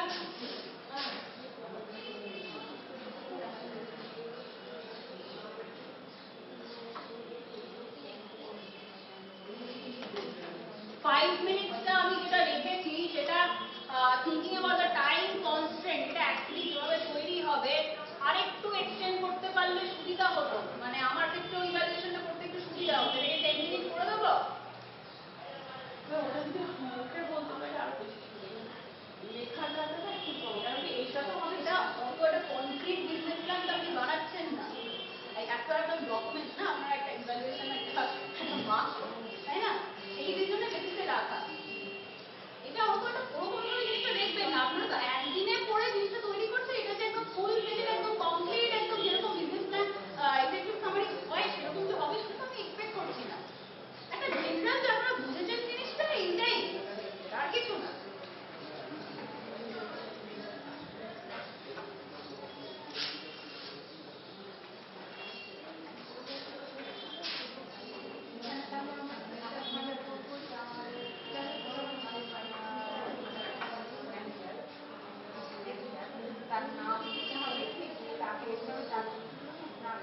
অত ডিটেলস লাগবে না, অত ডিটেলস লাগবে না। আপনি তো ডাইরেক্টলি আগে যেগুলো বললাম ওটা এটা হচ্ছে আমার প্রোডাক্ট, এটা হচ্ছে আমার কোম্পানির ভিশন স্টেটমেন্ট, হয় না? আমি এটা প্রবলেম দেখছিলাম, এটা আমি কিভাবে সলভ করতে চাই, এটাই হচ্ছে আমার অবজেক্টিভ। আর তারপরে আপনার প্রোডাক্টটা কি সেটা 3 নম্বর পয়েন্ট লিখবেন। 4 নম্বর হচ্ছে যে ধরুন আপনি একটা হেলথ কেয়ার প্রোডাক্ট তৈরি করছেন, তাহলে আমার টার্গেট মার্কেট হচ্ছে সিনিয়র সিটিজেন যারা, তারা মানে ধরুন সিনিয়র সিটিজেন, তাহলে টার্গেট মার্কেট সেটা হচ্ছে তাহলে কাস্টমার যে আপনার এই 65 সেটা আপনার প্রোডাক্টের এই 65 to 85 সেটা লিখবেন। তারপর হচ্ছে যে আপনার কম্পিটিশন, আপনি যে প্রোডাক্ট তৈরি করছেন যদি কোনো মেডিকেল প্রোডাক্ট ধরুন যেতে চাইছেন, ঠিক আছে, তাহলে ওটা আপনার কম্পিটিশন, আমি ওরা কোনো কম্পিটিশন এক্সিস্ট করে আরো কোনো কোম্পানি তৈরি ওটা করছে কিনা বা তাদের কিরকম দাম সেটা থাকছে, এগুলো এরকম না যে এগুলো সঠিক হতে হবে, সেটা আপনি একটা অ্যাপ্রক্সিমেট অ্যামাউন্ট লিখলেও হবে। এরকম না যে সব ইনফরমেশনগুলো একদম সঠিক, আমরা নাও তো জানতে পারি, তাই না? তারপরে এটা ফাইন্যান্সিয়াল প্রজেকশন যেটা বললাম যে তিনটেই লিখতে হবে, ঠিক আছে? Cash flow statement, balance sheet, আর থাকে হচ্ছে আপনার ওই ইনকাম স্টেটমেন্ট। এইগুলো আপনি ধরুন আপনি ডাইরেক্টলি লিখে দিলাম যে আমি একটু আউটসোর্স করে কোনো অ্যাকাউন্টেন্টকে দিয়ে করাবো, ঠিক আছে? আর ফান্ডিং রিকোয়ারমেন্ট মানে কি, যে ম্যানেজমেন্ট টিম মানে বুঝতেই পারছেন, ফিউচার প্ল্যান আপনার বিজনেসের নেক্সট 10 বছরে আমি এরকম